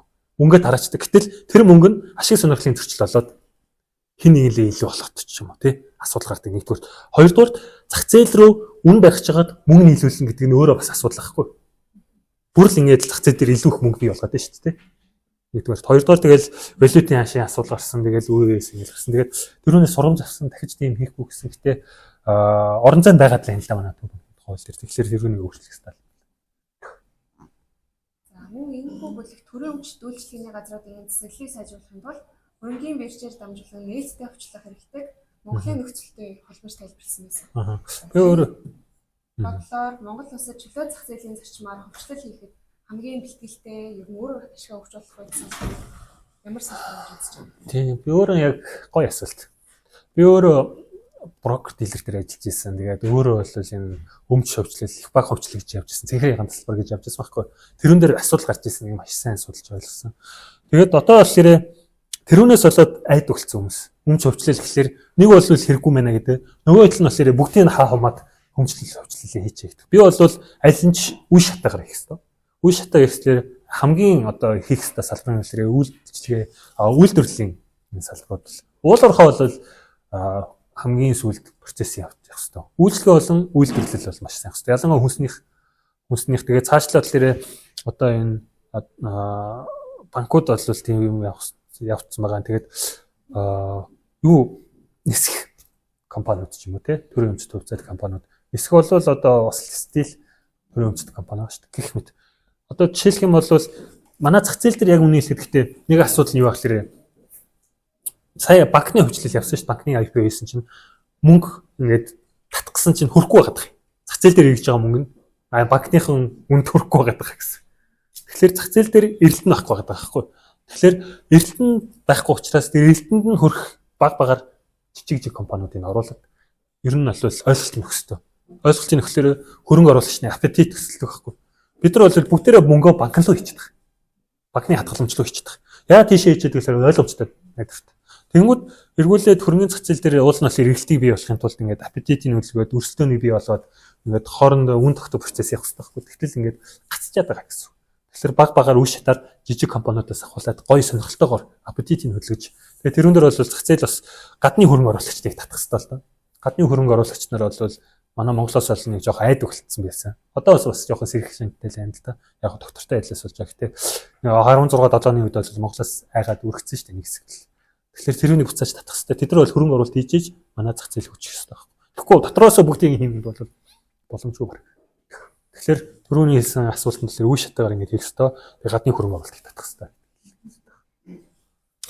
Сая Милтон Фридний юм дээр нэг зүйлийг нэрээ хэлхэн зүйтэй байна. Би өөрөө бол Милтон Фриднд маш их дуртай. Өөрөө бол бас л эдийн засгийн өмнөх слайд нэр хаагдаж байгаа. Бид нар ингэж Адам Смит гэд ярьж байгаа шүү дээ. Адам Смит Карл Марксийн дараа орохоор бас нэг эдийн засгийн онолд хувьсгалыг авчихсан нөхөр бол Джон Мейнард Кейнс гэдэг энэ англи нөхөр байхгүй. Олон улсын валютын сан бий болсон. Алтны одоо алтанд бүх юмыг уйдсан байсан нэг унгаагаад Бреттон Вудсын системийг үнэндээ бол бий болгосон энэ нөхөр байхгүй. Энэ нөхөр юу ярьдаг вэ гэхээр юу хийгээд гавья байгуулсан бэ гэхээр 1900 одоо 30-аад оны их хямрал гэж байгаа. Дэлхийн хамгийн том хямрал байхгүй.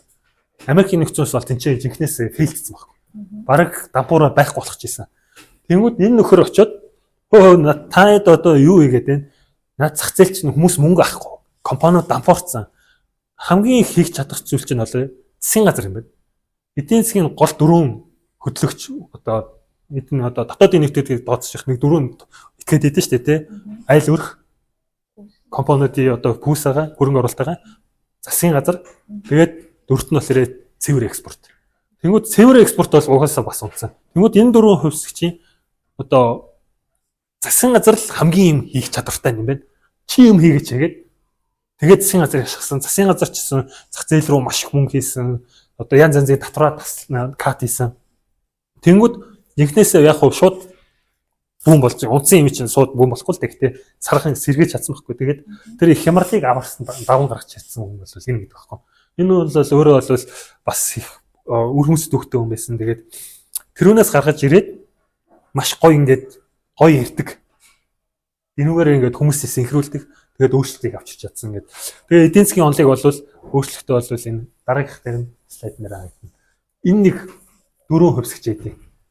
Мөнгөний нийлүүлэлтийг бол маш их ярьдаг хүн байсан. Зах зээлд мөнгө бол байх ёстой. Мөнгө байхгүй байх юм бол зах зээл чинь ажиллахгүй.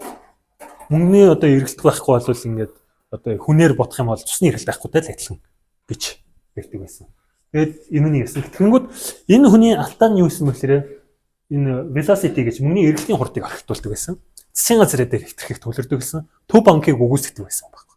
Төв банк бол одоо засгийн газрын зүгээр нэг агентлаг шиг байх хэрэгтэй гэж ярьдаг.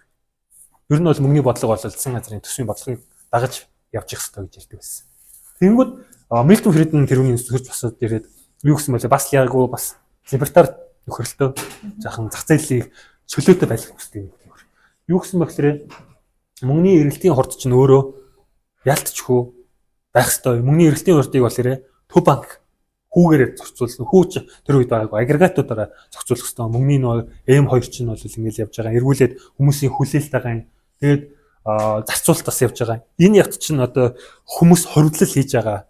Энэ хоригдлолт нь урт хугацааных юм үгүй юм уу? Төрийн одоо төсөвчин эргүүлээд тэрүүн дээр яаж нөлөөлж байгаа юм. Айгуу гой тайлбарлаад монетарист гээд одоо ер нь бол эдийн засгийн одоо мөнгөний онол дээр болохоор нэгдэлт нь Кейнсийн нөгөөдөл нь болохоор Милтон Фридман монетарист онолынх ингээд хоёр тал байхгүй. Нэг нь болохоор засгийн газар төлөө илүү төлөрсөн мөнгийг бол сайн эргэлдэж явах хэрэгтэй.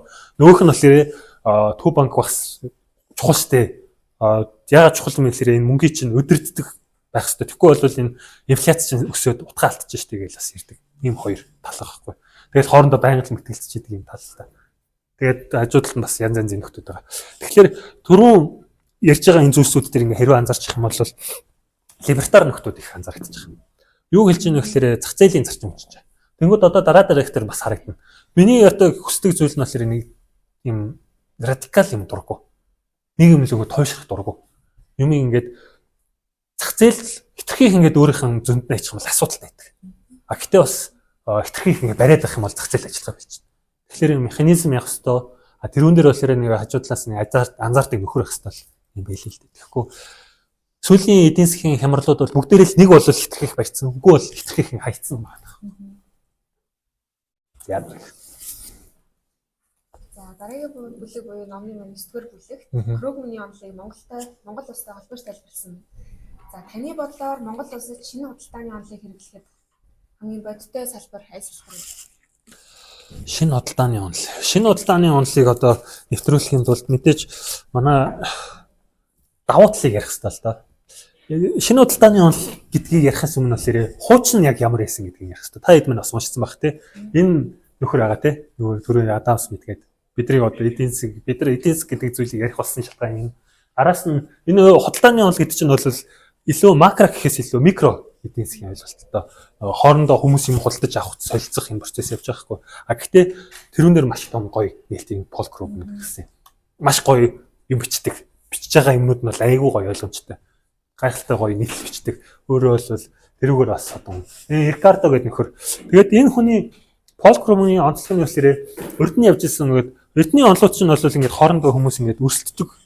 Тэгээд нэг хүн нэг юмроо ингээд мэрэгшээд тэрүүгээрээ давуу тал гаргаад тэрүүгээрээ худалдааны онолоо тодорхойлдог гэсэн байхгүй. Тэгсэн чинь орчин үед чинь яасан гэж нэг улсад төмөн янзын бүтээгдэхүүн байдаг. Тэр төмөн янзын бүтээгдэхүүн төмөн янзын улсын компаниуд хоорондоо өрсөлддөг болсон. Тэгвэл энэ онол ажиллахаа болчих жоох байхгүй. Бид нар нэг юм төлөрөх ёстой гэсэн чинь тгий зах зээл чинь тэгж ажиллахгүй шүү дээ гэдэг. Наад чи худлаа шүү дээ. Яаж тайлбарлах гэсэн Пол Крugman ингэж тайлбарлая гэдэг шинэ худалдааны онолыг гаргаж ирсэн. Шинэ худалдааны онолоор бол хүмүүсийн үндсэндээ бол сонирхол тэгээд зах зээлийн механизмыг маш гоёор тайлбарсан байгаа гэх слайд нэр халтнах. Яг тэгэхээр шинэ худалдааны онол дээр ингээд одоо бол бас ойлгоход илүү ямар хэлбэрчлээ. Тухайн үед бол бас хэцүү байсан. Яасан бэ гэхээр одоо бүтээгдэхүүний үнийг багасгах юм бол тэр бүтээгдэхүүнийг илүү хүн худалдаж авна шүү дээ, тий? Тэгвэл бүтээгдэхүүний үнийг яаж багасгах гэх юм бол тэр бүтээгдэхүүнийг илүү үйлдвэрлэх шаардлагатай байхгүй. Нэг бүтээгдэхүүний үнийг бууруулах юм бол тэр бүтээгдэхүүнийг олон үйлдвэрлэх ёстой шүү дээ, тий? Хятад бол яг тэрүүнээр маш сайн тоглолт хийдэг, тий? Масс үйлдвэрлэл хийдэг. Тэгээд тэрүүний юу ч хэлдэг вэ? Өөрчлөлтийн өрөөгөөч гэж ярьдаг. Монголоор бол яаж юм нөлөөрөө одоо жишээлбэл талхны цэгт би олж жишээ болоод тэрүүн дээр ирсэн. Талхыг бол илүү их сайн олныг үйлдвэрлэх тэр нэг бүтээгдэхүүн буурна. Тэгэх юм бол та илүү их ашигтай байна гэдэг. Одоо манай Монгол улсад бол ямар давуу тал байна гэхээр очир зүггүй би бол гэхдээ энэ худалдааны онол дээр урт хугацаанд бол манад нэг сул тал нь юу вэ? Итгэх уул уурхаа дээр төвлөрсөн байна. Тэрүүнээсээ одоо жоохон зайлсхийх хэрэгтэй. Төвлөрлийг задлана гэж одоо уул нөгөө урт хугацаа чинь болцсон л да 10 жил ирж байна. 10 жил нөгөө төвлөрлийг задлана уул уурхаагаас бусад секторлоо явна. Яг хуу нэг үйлдвэрлэлийн нэг сектор нь манай ноолор байгаад ирсэн байсан. Айгу сайн мэдээ. А гэтээ тэрүүнээс дагаад бас өөр үйлдвэрлэлийн сектор их хэрэгтэй байхгүй. Ноолор гэдэг чинь юу гэлээд байна вэ? Мал аж ахуй гэж бас яриад байна л да. Манай мал аж ахуй бол суур эдийн засгийн бас одоо хийх боломжтой зүйл. Боломж нь тэрэж давуу тал гэж ярих юм бол тий. Том гэлчээрээ олон малын тэрүүнийг зүй зохистойгоор одоо удирдаад ямаан луга хамаг юм хийхгүй л бас өхөр гэдэг ч юм уу, адуу гэдэг ч юм уу тий. Тэрүүн дээр бол маш том хөрөнгө оруулалт хийгээд хөгжүүлэлт хийх юм бол маш их нөөц болцоогоо худалдаан дээр. Нөгөө Японы Wagyu гэдэг шиг манай Монголын өхрийг бас тэгж уулна бол тийм чадрын гаргаж ирэх боломжтой байхгүй бэлчээр юм аа л шүү дээ бас хүмүүсийн дуртай эко мал гэдэг. Тийм боломж байгаа.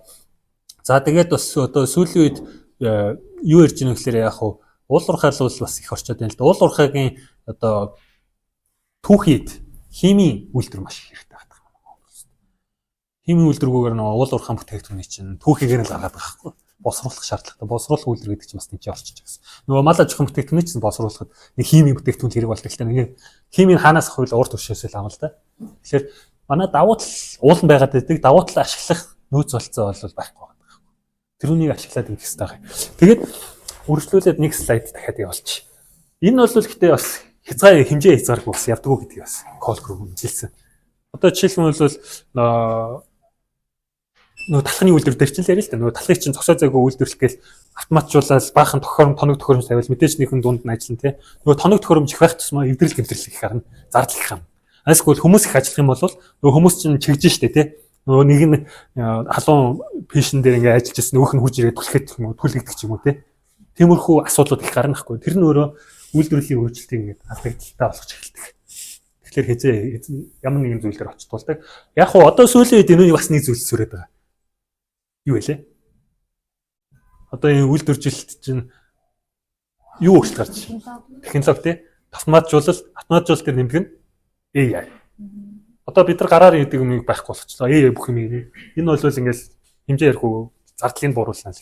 Гэтэ нөөдөл бас эрэлт байгаа л тий.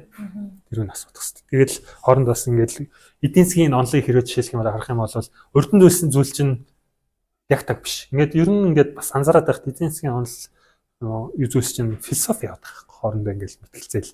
Нэг нь ингээл мундаг гоё юм ярьжсэн хүмүүс ингээл итгэжсэн чинь нөгөө дараагийн хүн наа чи ийм асуудал шүү дээ. Ингэж шийдэх хэрэгтэй гэж. А тийм биш тэгс дахиад араас нь дахиад юм гарч ирэл ингээл мэтгэлцээл яваад тэр дунд нөгөө математикаа ашиглаад яваад байгаа юм л та. Би бол нөгөө математик дуртай ч гэсэн өөрөө л энэ артлынхын нарративт дуртай. Ингээд түүх яваад байгаа ч гэсэн хоорондоо уйлдал сайжрал яваад байгаа юм юм байна. Дунд нь тэгээд бүх асуудал гарна л та. Хямрал болно. Хямрал болохлээр хэний буруутгадаг гэж эдийн засгчдыг л буруутгадаг. Таад яагаад хараагүй эдийн засгч гээд байгаа юм тест нөгөө тооцоо шинжилгээ чинь яасан гэл тийм асуудал. Тэгээд манай Монгол улсад бас асуудалтай байхад болохоор шинэ хөдөлгөөний онол дээр бас юу ярьдаг бол газар нутг ярьдаг байхгүй. Хаана юу хийх вэ гэдэг юм маш сайн бодох хэрэгтэй. Тэгэхгүй одоо дахны төмөрлөгийн үйлдвэрлэлд угаасаа бэлэн болсон юм үйлдвэр шүү дээ. Даханд тэрүүнийг нь аваачаад өөрчлөх юм бол сайн шандын парк л аваач төмөрлөгийн үйлдвэр байрны гэх юм бол ямар ч утга байхгүй. Дахнынтай л байж хэвээр тий. Харин сайн шанд хамгийн ойрхон юу вэ одоо зэсийн ч юм уу босруулах үйлдвэр ч юм уу тий. Гэх ч юм уу. Тиймэрхүү зүйлс ярьж байна тий. Яа. Танилцуулна гэж явжсэн гэтээ асуулт нь гарах гэж. Энэ сүүлийн бүлэг. Тий. Монгол улсын ипотекийн зээлийн хугацаа ихэнх хадгаламжийн хугацаанаас урт байгаа нь хөрөх чадрын зөрүү үүсгэж байна гэж үзсэн байсан. За уг зөрүү урт хугацаанд ямар сөрөг нөлөөтэй вэ? Мөн үнийг шийдвэрлэх арга зам юу гэж болох вэ? Ёо түрүүс ипотекийн зээл чинь өөрөө төсвийн шинжтэй хөтөлбөр зах зээлийн хөтөлбөр шагаад байгаа юм. Тэнгүүд ялцчгүй нөгөө хадгаламжийн хүнээсээ баг үү те. Хадгаламжийн хүч нь одоо 12% байна уу та дунд чинь те. Ипотекийн зээл чинь 6% гарч те. Тэгэхээр ялцчгүй байгаа юм л та. Тэгээд яаж энэ санхүүжилтанд бий болд юм гэхээр маш их юм процесс явдаг. Зах зээлийн бус гээл үн цаас гарна дунд нь үн цааснаас гадна Монгол банкны санхүүжилт, банкуудын санхүүжилт тэгээд одоо сүүлдээ нөгөө хоригдлын сангаас бид нөгөө Монгол урхан бүтээгдэхүүн гарангууд бүгдийг ногдол ашиглаад байсан шүү дээ. Одоо тэрний нь бол 3 хуваацсан байхгүй ирээдүйн хүн сан, хоригдлын сан тэгээд нөгөө ипотек руу бас ингэ явчихж байгаа гэсэн. Тэрүүнийг ингээд санхүүжилт ингээд явж байгаа учраас миний одоо цааш ярьдаг бид нар ч гэсэн уул нь ярьдаг л та. Төсвөрөө шилжүүлэх хэрэгтэй. Төсвөрөө шилжүүл. Одоо сүүлийн та сонсож байгаа хэвлэл мэдээ ипотекийн банк гэж яриад байгаа. Бас тийм гаргалгаа хийж болно. Шууд төсвөрөө шилжүүлэх юм бол төсөв чинь өөрөө тийм нөөц болцоод байхгүй. Өөрснөө тэр янз янзын амлал одоо жишээлх юм бол багш нарын цалин инженерийн цалин өсгөн гिचээд тэр мөнгө нь бөөөн болж өсгчээд хажуунаас ипотекийн зээлийг санхүүжлэх юм бол бараг бодлоохгүй. Гэхдээ үе шатаагаар жишээлх нь ипотекийн банк гэдгийг байгуулад ч юм уу. Тэрэн зах зээл нь ингээд өөрөө ажиллаад. Гэхдээ 6% биш лээ нахалтай тэр бол арай өөр гарч ирнэ. Тэгж процесс явж иж ипотекийн зээл яв. Тэгэхгүй энгийн жишээлх юм бол ипотекийн зээл гэж моргэж л ч дээ зүгээр өөрөөр л Европ, Америкийн ялгаа ах шиг байна. Энгийн зээл бол банкнаас гаргаж байгаа Орос улсын зээл 18% тайгаа шүү дээ. 16-18% тайгаа. Нөгөөх нь 6%. Тэгээд энэ зах зээлийн механизмыг чинь алдагдуулаад байгаа учраас ойрт болох хэрэгтэй байхгүй. Жохон хүмүүсийн бас дургуйслыг хөрвүүлнэ л та. Гэхдээ эдийн засаг ингэж л явна. Тэр их ингээд дуудаад байх юм бол эргүүлээл бас эдийн засгийг алах зүйл бол та. Хэрвээ ингээд дэлхийн санхүүгийн хямрал, за тэгээд Японы хямрал, Азийн хямрал, тэгээд бас их хямрал гэдэг бүгдэрэг нь ярих юм бол одоо активын үнээс л болсон asset price bubble болсон байхгүй. Нэг бол үл хөдлөх хөрөнгийн үн өсөөл хагарсан. Эсвэл тэнцээний хувьцааны үн өсөөл хагарсан. Сүүлийн 8 оны хямралч нь бол бас үл хөдлөх моргежийн зах зээлээс болоод хагарсан. Харжуулт нь моргежийн зах зээлийг дагуулад бий болсон баах үнц болсон үнэгүй болсон. Тэгэл хямрал болсон л та тий. Тэг шиг ингээд хөөсийг тодорхойлох бас хэцүү юм л та. Тэгээ хөөс болж ингээд хөөсний эсрэг ингээд арга хэмжээ авах юм бол хагасчих юм бол бүр том асуудал болдог учраас урьдчилаад нэг бас арга хэмжээ авах хэрэгтэй л гэж яриад байгаа гэсэн. Тэгээ яг 10 дугаар бүлэг дээр бас би яг Тупакныхын л асуудлыг илүү ярьсан баг. Тупакны мөнгөний уламжлалт бас мөнгөний бодлого гэдэг. Тэрүүн дээр бас хямралын үед ямар гарах хэмжээ авах вэ? Төв банк бол өөрөө эцсийн зээлдүүлэгч гэж ярьдаг байхгүй. Банк асуудалд орох юм бол зээл болох хэрэгтэй. Гэтэ тэр нь зээл нь өөрөө төлбөртэй, зардалтай. Гэтэ эцсийн зээлдүүлэгч зах зээлийг аврагч нь банк. За хажуудалд нь бас яг ингэ зах зээл унжих талаараа бас тэрүүн дээр олцох шаардлагатай гэж. Тэгээд тэрүүнээс болоод ипотекийн зээл одоо интервенц валютын захын интервенц чинь ер нь бол зах зээлийг аврах гэж гаргасан хэрэгсэл байхгүй. Тэгээд тэр хэрэгсэл маань одоо хүртэл ингэ яваад л байна л да. Тэгэхээр тэр бол зах зээлийг аврахад бол харагддаг ашиг хэрэгсэл. Зах зээлийн минь аврагдчихлаа гэх юм бол зохистой юм хэрэгсэл юм байна. Тийм ингээд юм манай бол үндсэн хэсэг нь бол дуусж байна. За ингээд танхимд хүрэлцэн ирсэн хүмүүс маань одоо зохиогчаасаа номынхаа талаар асуулт асууя. Гоё асуулт асуугаарай. За. Кичээс асуугаад тэгээ багш гэж асуусан. Тэг. Бол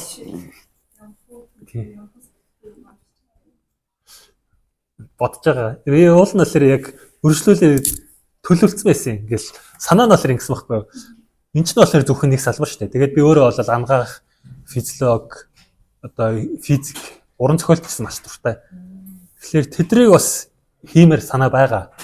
Тэгээд гэтээ харамсалтай нь юу гэхээр энэ номыг хүртээх гэж бол маш хугацаа зарцуулсан, маш тулгсан. Тэгэхээр бас хүндрэлт хугацаа бол хэрэгтэй байгаа даа. Бодож байгаа юм бол байгаа. Гэтээ арай эхлэх баг. Самара. За. Монголчууд нэлээд олон манай арга барилаа. Энэ намын ялах энэ хөө. Яг хоо. Яг түрүүний Джеймс Буканийн онол яваад байгаа шүү. Джеймс Буканийн чинь юу гэж байгаа гэхээр энэ улс төрийн механизм чинь өөрөө ингээд дунд нь асуул гаргахлаар тэрүүнийг засдаг юм байх юм бол засагдах хэвээр.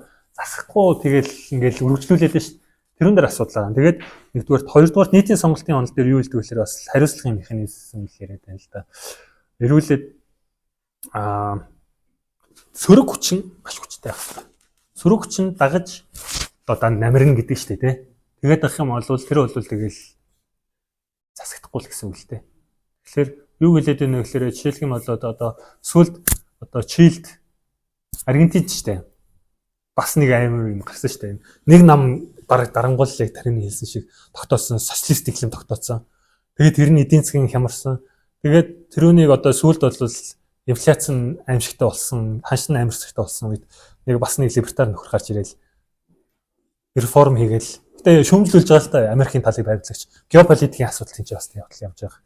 Гэтэ эргүүлээд тэр нөгөө итгэх юмыг тойлтон хүргэсэн зүйлийг нь бол тэр нөгөө сөрөг хүчин л аварчлаа юм л та. Хүчтэй өөрчлөлт хийж чаддаг. Тэгээд нөгөө олон нийтийг ингэ дагуулж чаддаг тиймэрхүү сөрөг хүчин байх хэрэгтэй шиг амараад. Тэр нь одоо хаач байгаа тий. Байхгүй л байгаа тий. Тийм реформ хийх хэрэгтэй л байх шиг. Тэгээ ядчихад ингэ шингээгээд дуусгаад байх юм тий. Би ч өөрөө нөгөө улс төрийн онол сайн мэдгүй л дээ. Эдийн засгийн талаас нь л их тэгж харагдаад байна. За ийшээ асуулт хийсэн. За.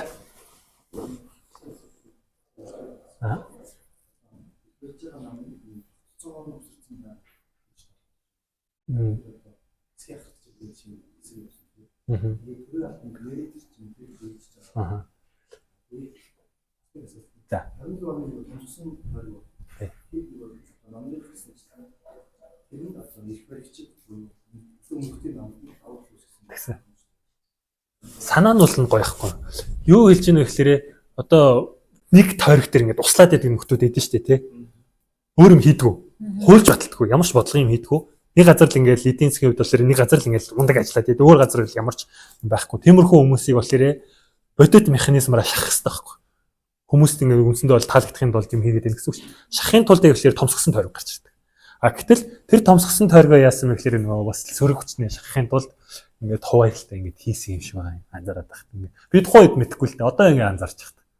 Гэж харагдаж байна. Нэгдүгээр. Хоёрдугаар талаараа яг хав төрийн байгууллагууд ч бас дотроо ингээд олон юм заяга. Жишээлбэл бол манай Монгол банк гэсэн төрийн байгууллагч шүү дээ тий. Би Монгол банкт бол харьцан мэрийн зарчим ажилладаг гэж боддог. Би өөрөө бол ингээд тогтвол суультай ажиллаад ингээд тушаал ахаал одоо бодлогын эхлэлцэл рүү орцсон явж байгаа байхгүй. Тэрүүн шиг явж байгаа. А гэтэл зарим хэсгээр бол жишээлбэл хорон нутаглагыг тэрүүлсэн шүү дээ. Одоо бүтцийг ингээд угаасаа ингээд цаанаас нь зохион байгуулсан. Тинчээ бол чадaltaй хүн байна уугүй мэдэхгүй. За за.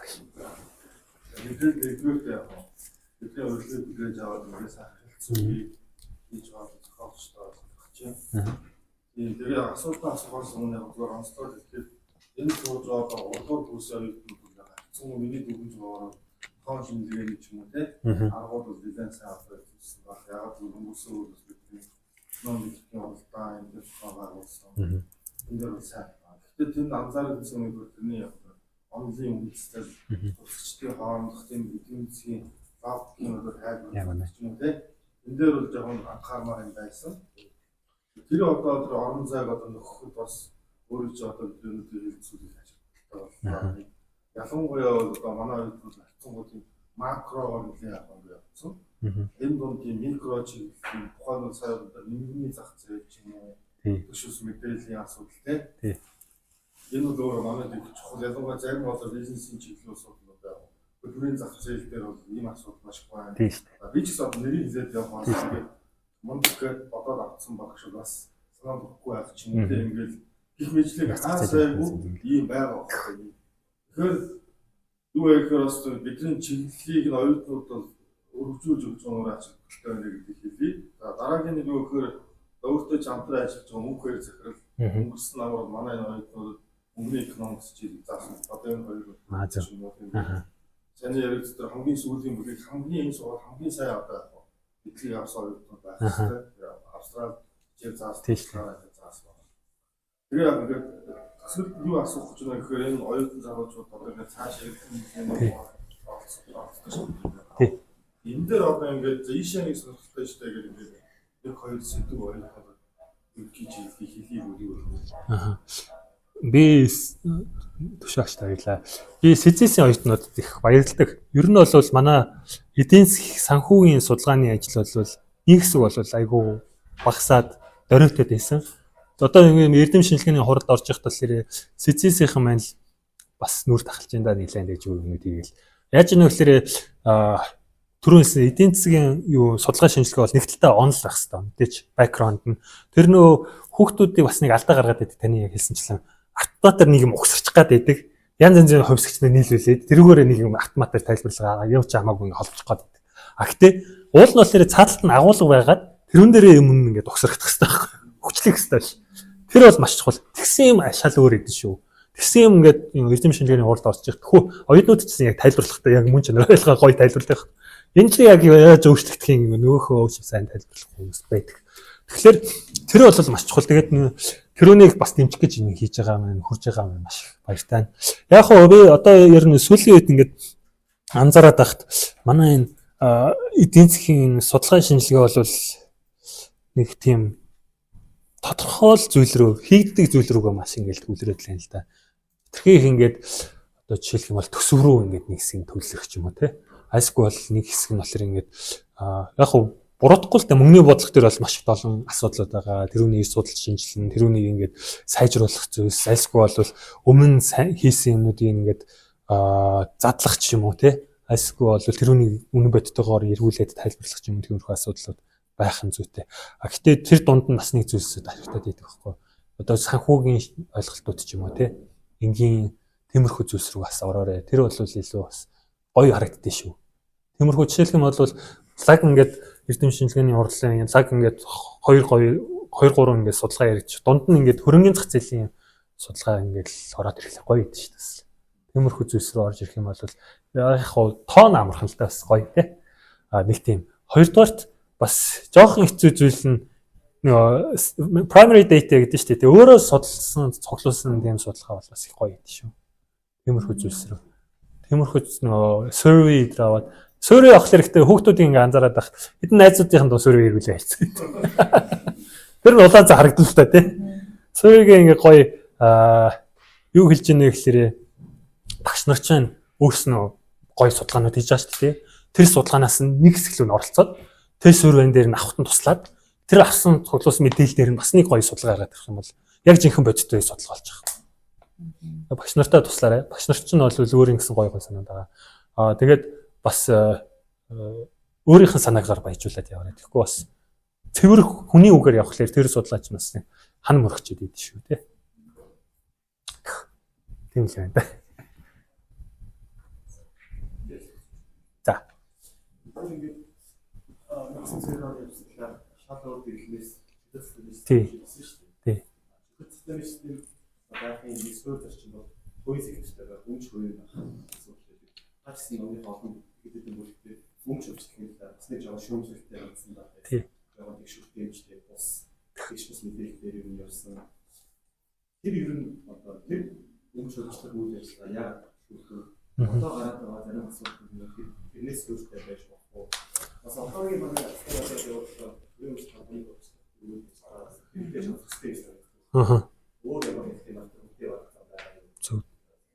Гоё асуулт юм. Ийм байгаа юм. Яг 90-ад оны нөгөө их баг хурцлал Чингисийн зурагтай нөгөө тасалбарыг тараагаал явсан. Тэр чинь болохоор ямар асуудал толгорсон бэ гэхээр бүгдээрээ нэг жигт ингээд тараацсан. Нэг жигийн тараахгүйд одоо бодит үнэлгээний тодорхойг болоод эхэлж байгаа нэгдүгээр. Хоёрдугаар нөгөө авсан хүн нь тэрүүнийхэн мөн чанарыг үн цэнийг ойлгохгүй. Тэнгүүд нэг талаас нь ингээ гоё ингээ тараагаад байдаг. Нөгөө талаас нь юу гэж ойлгохгүй мөрөлдөж байгаа хэрэг. Тэгэхээр одооны өмч хөвчлөл бол тэрүүнээс ялгаатай нь ядаж таад маань бас ойлгох болцсон тий. Зах зээл маань нэг тодорхой ойлголтын түвшинд хүрсэн ба шүү.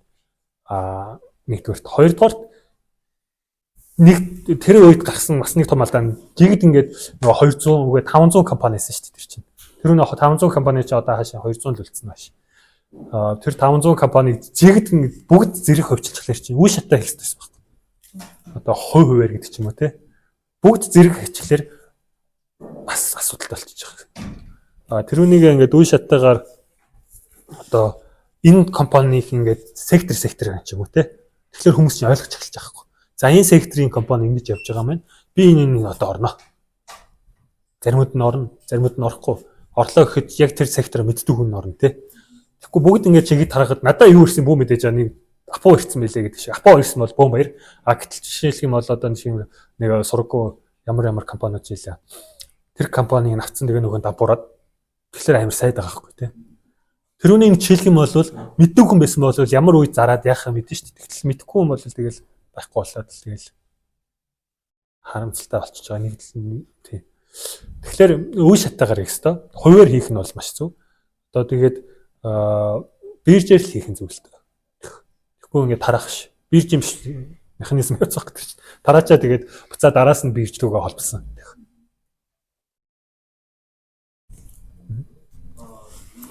Одоо тэр арабны орнууд дээр ойлоо Ионер хийгээд гараад байгаа шүү дээ. Өнгөт нь Трамп дээр тиймэрхүү асуудал гарсан. Өнгөт бид нар одоо энэ гарч байгаа профайл дээр байна шүү дээ. Тэгээд шууд Ионер X-дээр сэрата энэ юу гэх тийг нэрэ багсах боломж байна уу? Мөн юунээсээ дахиад үүсээд үүсийг илүү баг хэмжээгээр юу зах зээл нийгэх боломж байна. Яг зөв. Энэ газар тэгээд өөрсдөө бас яг ёсорхойтой байгаад энэ юугаа төвчээ. Засгийн газрын үнцаас яг үнэ. Жапон дээр орон тгий ядаа. Амар байгаа шүү дээ. Гоё асуулт баярлалаа. Яа захсан сэн газар ажиллаа гэдэг ш. Яа хоёр дахь асуултаас нь эхэлчихье. Яг үнэ манай төв банкны үнцаас нэр 11 их найд байгаа байхгүй юу? Мөнгөний нөлөөлтийнхэн бараг 25% тэнцсэн. Амар их мөнгө тэнцээ орсон. Яагаад орсон гэхээр төрөөсөн засгийн газрын үнцаас байхгүй юм чинь хөрөнгөний зах зээл дээр ялангуяа банкуд дээр явах юм бол төрөө өгч чадвартай актив заавал авах хэрэгтэй. Тэр орон зайгийн төв банкны үнцаасаар эхэндээ нөхч байгаа 4 их 80 төрсэн чинь Пупа гэжсэн. Тэгээ сүүлдээ нөгөө их 80-ын тоон алдагдаа тэгээ мартахад тоохоо билжшүүл. Одоо 11 их 80 болсон байхгүй. Тэрхүүнээс ч нь болж Тупакны баланс дээр маш ачаал нээсдэг. Тэгээд одоо хаашаа засгийн газрын үнцаас дээр 7 хоног болгоныг арьжаал нэг удаа ярьж 50 тэрбум төгрөг арилжаална гэдэг чинь бол маш бага юм байхгүй. Тэгээд ер нь бол бидний яг хүсэж байгаа зүйл нь бол Тупакны үнцаас нөгөө ирж байгаа ачааллыг дуулгана, алгууруулгана. Тэгээд засгийн газрын үнцаасыг гаргана. Гэтэ одоо тэр 50 тэрбум 11.80 гэдэг чинь бол маш том ялгаа гарч ирж байгаа. Тэр процесс нь яадаг вэ гэхээр олон улсын жишээ байдаг. Манай Монгол банкн дээр маш том ингээд дарамт төрж байгаа. Баланс дээр бол алдагл болж гарч ирж байгаа байхгүй. Тэрүүнийг хөрвүүлдэг. Засгийн газрын үнцаас төв банкны үнцаас хоёр хооронд хөрвүүлэх юм тий. Тэгж явдаг.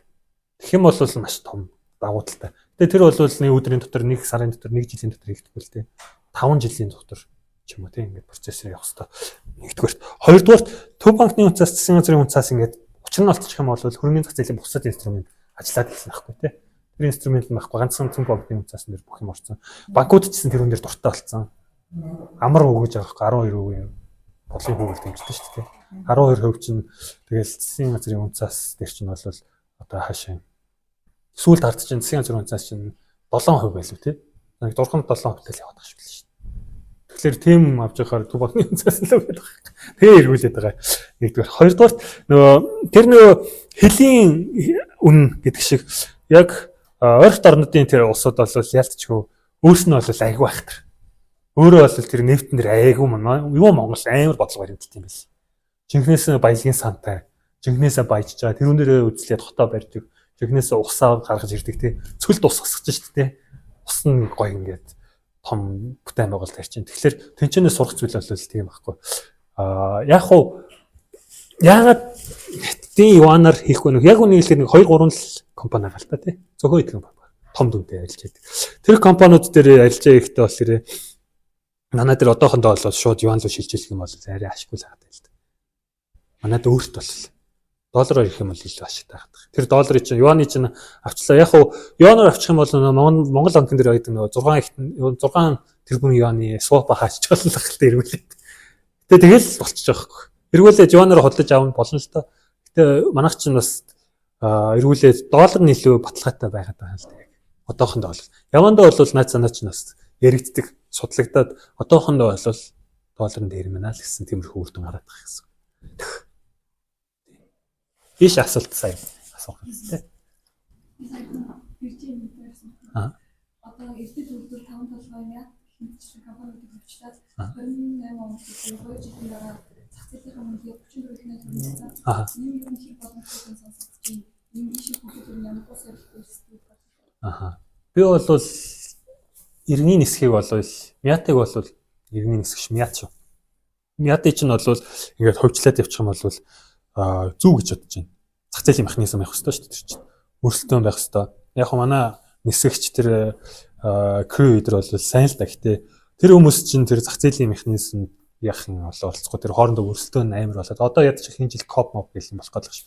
Тэрүүн дээр нь бол зах зээлийн механизмээр ингээд оролцох хэрэгтэй байхгүй л төрийн өмчтэй болохоор хоорондоо ингээд давангаа байдлаа ашиглаад явчихж байгаа байхгүй. Тэгэхээр тэрүүний шийдвэрлэх хэрэгтэй нэгдүгürt. Хоёрдугаарт би Эрдэнэт тэр стратегийн ортууд байхгүй. Стратегийн компаниуд байна. Тэдрийг бол яг хуу тодорхой хэмжээнд хөвжүүлж болно гэхдээ хэмжээгээр хөвжүүлж чадахгүй. Нэгдүгээр болохгүй, хоёрдугаар чадахгүй. Зах зээл мэн багтахгүй, хөдөлთა бас байхгүй нэгдүгürt. Хоёрдугаарт тэр мөнгөний чинь бол эргүүлээд шийдвэрийн процесс нь маш их төвхтэй явдаг. Тэрүүнийг бол тийм амархан хөхгүй л дээ. Тэгээд нэгдүгээр хоёрдугаар стратеги гэдэг чинь бол улсын бас өмч өрмөц шийдвэр гардаг процесс л да тий. Эрдэнэт дээр чинь сайн нөгөө 49% нь ороод ирсэн чинь юу ч болоод тий. Тэр шиг юм болно гэхгүй. Асуулт. Бас өөр асуулт байна.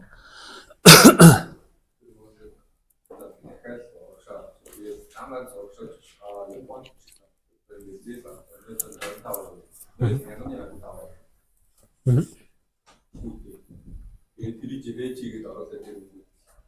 Зах зээлээс ч юм уу хоёр баг үг ороод байгаа байхгүй. Чигээд тэгээд тэр мөнгийг хийхгүйгээр зүгээр тэнцэнээс нь бараг нь орж ирээд Монголд ороод за ийм дүү бизнесийн юмнууд зөндөө баг байгаа үсэд байгаа байхгүй. Тэнгүүд заавал үжинээс авах шаардлага байхгүй. Үжиний зах зээл байхгүй бол үүсгэж. Тэнгүүд би яг юм харсан. Банкууд банкууд. За. Яг Монголын хөдөлгөөний алдар хийсэн. Зүг. Тэрийг яг харсан зүйл байна. 125% үстэй. Зээлүүд авч байгаа шүү дээ. Тэгээд тэрийгээр зах зээл дээр нэг харж байгаа хүмүүс нь 10% юу байна. Тэгээд одоос нь ийм өндөр хувь тий. Үний коридор яг 2 хувь болсон ч гэсэн. Сайжруулаад байна. Swap дээр харин тийм асуудал гараад байна. Swap ер нь бол банкуудын нэг хэрэгсэл нь амар ингээд үүсэнд ашигтайгаар шийдвэрлэгдсэн. Тэгээд тэр нэгээд урт хугацаанд яваад байна л да.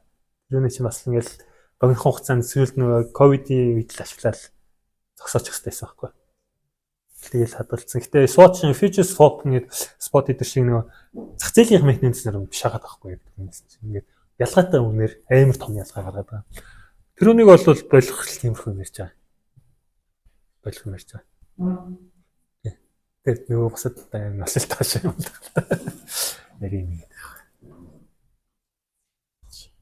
Яа. Асууж олно. Би бас за. Гоёс. Би өөрөө дунд маш их дуртай байхгүй. Тэгээд өөрөө бас анх эдийн засаг дуртай болсон шалтгаан минь номноос алсан. Маркс Газен гэдэг бас нөгөө эдийн засгийн онол нөгөө түүхчтэй нөхөр байхгүй. Яг жинхнээс энэ Адам Смит, Рикардо одоо юу лээ Карл Маркс, Энгельс өөр юу юм. Хамгийн сүүлд нөгөө Милтон Фридман, Эско бол одоо мундаг эдийн засгчдын ингээд онолуудын ингээд гоё энгийн нэр түүхэн байдлаар бас ингээд тайлбарлсан. Тэгээд тэр хүний номон дээр амар дуртай байсан. Тэгээд тэр хүний номон дээр санал болгох дуу гэдэг. Тэр бол надад айгүй гоё ингээд таалагдсан. Тэгээд би өөрөө төрүүлсэн ер нь бол ном уншсан гэдэг чинь гоё экспириенс шүү дээ тий. Одоо сүүлийн үед бол нэг хэсэг бол бүр ном унших болцсон байсан. Одоо бол бас залуучууд ном унших дуртай болж байна. Тэгээд би яг үнийг хэлбэл энэ ном амар уршуу урт болохыг хүсээгүй л дээ бас. Хүмүүс гол санаагаа өгчээ гэдэг. Тэгээд тийм гоё экспириенс болох гээд орсон. Тэгээд дуунуудын нэрнүүд сонгохдоо бол нэлээд сайн бодсон. Жишээлх юм бол энэ би Oasis гэдэг нэг Английн хамтлаг Britpop-ийн нэг хамтлаг айгүй дуртай байхгүй. Миний хамгийн дуртай хамтлаг дээ. Сонсдог байсан. Гэтэ яг ингээд аль нэг бүлэгт нь таарахгүй байсан байхгүй. Гэтэ нэг бүлэг таарсан. Master plan гэдэг дуу айгүй гоё дуу сонссон бол тэр нь бол нэг энэ хиний Альфред Нобелийн ингээл амьдралын процессыг гоё тайлбарлаж байгаа юм шиг л ингээл сонсгол ингээд сонгосон. Тэгэл Эско бол нөгөө мэдээллийн төгс соёл дээр Enjoy the Silence гэдэг дууг сонгосон. Тий. Яг үнийг худлаа ирж яхаар зүгээр л чимэг очих. Тиймэрхүү санахгүй. Арилжаа нэмэж худлаа яриад төөрөл үүсгдэж шүү дээ. Чихэр зүгээр чимээ очиж гэдэг зэс. Хайско бол энэ манай ганц эдийн засгийн жимхтэй Нобелийн шагналт хамгийн анхны тэр маань Элен Остром бол өөрөө бол нэг тийм час хийсэн юм хийдэг мөртлөө өөрийнх нь хийж бүтээж байгаа амьдралынхан энэ хандлага нь бол айгүй гоё зөөлхөн. Тэгээ нөө Жиблигийн дууг ингээд тохирох юм шиг бодлоо. Студио Жиблигийн гэхэд тиймэрхүү байдлаар нэлээд бодож байгаа тийсэн. Тэгээд мэдээж QR кодыг уншуулад YouTube дээр холбогдсон байгаа. Тэгээд гоё тайт мэдсэн. Би өөрөө бол энэ өөрийнх нь хобби юмнууд дуртай юм холбоод л явж байгаа хүн л дээ. Тайт мэдсэн тэгээрээ хийсэн. За. Асуулт байна. Окей. За тэгвэл бидний асуугаагүй таны хэлмээр байгаа зүйлээ ер нь гол юмнуудаа бүгдийг арчлаа тэгээд залуучууд гэлтгүү бусад хүмүүсийг манай энэ редактор тэгсэн байхгүй юу? Өөрөө бол маш гоё том. Гэтэ бичиж байгаа номнууд миний номноос ялгаатай нь болохоор жинхэнэ бодлогын тийм зузаан ном бичдэг юм байхгүй. Хэрвээ харах юм бол ийм зузаан хавцтай зузаан ном амар түүх мөхчээ дагаас нь ингэж яалгаад эдийн засгийн нэр томьёо ашиглаж бичдэг. Тэр хүн болохоор ингэж хэлсэн. Би бол иймэрхүү зүйлсийг маш дэмждэг. Яагаад гэж өөрөө бол маш хачаалттай ажилладаг. Гэсэн мөртлөө миний номыг бол дуртай редакторсан. Тэгээд хэлсэн юм зүйл нь юу гэхээр энэ бол бусдад жишээ болох бүтээл болно. Бусад танаа найз нөхөд эргэн тойрны хүрээлчин чиний номыг уншина. Энэ номыг уншаад цаашаа мэдээлэл чинь түгэн нэгдүгээрт хоёрдугаарт тэрүүнээс нь санаа аваад бичиж төрөх сэтэл төрөөсэй. Та хэд минь бичиж туураарай. Ямар хүн хөгждөг гэж уншиж байгаад бичиж байгаа хүмүүс. Хүн бол ингээд уншаад байхлаар мартчихдаг. Тэгээ бичсэн ч гэсэн мартна л та. Мартах бол хүний амьдралын нэг процесс. А гэтээ ядаж бичээд үлдээх. Тэгээд манай аав ч гэсэн яг тэгдэг байсан байхгүй. Янз янзын юм надаар бичүүлдэг байсан. Тэгээд эргүүлээд хүний бичих чадвар хөгждөг юм л. Тэгээ амьдралд чинь тэр бичих чадвар чинь хэрэг болно шүү. Яг хав сүүлийн үед нэг AI чинь гоё бичих чадвар чинь яаж л та гэтээ. Яг үнийг хэлэхэд бол миний бичсэн зүйлтэй AI харьцуулах юм аа л өөрөлтөө. Нөхдүүд чинь олвол ингэж модны хэллэг ашиглана шүү дээ. Тэгэхээр бичих чадварыг бас хөгжүүлэх хэрэгтэй. Нэг хоёрдугаар судалгаа шинжилгээний бүтээлд дуртай байгаарэ. Тэгээд одоо яг ингээд уншсан хүүхдүүд маань ер нь бол залуучууд маань нэг төсөөл авсан бах юм чинь ингээд үе шаттай явд юм байна. Та хэд маань өөрөө одоо амьдралын нэг үе шат эхлэх гээд явж байна те. Өөрөөр ингээд нэг төсөөлөд яваарай. Мэдээж төсөөлсөн болсон биелэхгүй. Гэтэ тэр төсөөл нөө манай бас нэг жишээ бас хэлье. Манай математикийн багш байдаг байсан. Аран гэлэг багш. Би бол ингээд математик заагаад байна. Дуртай байна уу, дургүй байна уу та хэд хамаагүй. А гэтээ би бол та хэдийн одоо бамбарыг асаахыг хүсдэг хүн шүү. Та хэд өөрснөө тусдаа өөр ингэсэн бамбартаа тэр бамбараа ордож асааж яваарай л гэж хэлээ. За. За ингээд номын хэлцүүлэг маань дуусж байна. Хүрэлцэн ирсэнд баярлалаа. Мөн зохиогчтой хүрэлцээж бидэнд номоо танилцуулсанд маш баярлалаа. Маш баярлалаа.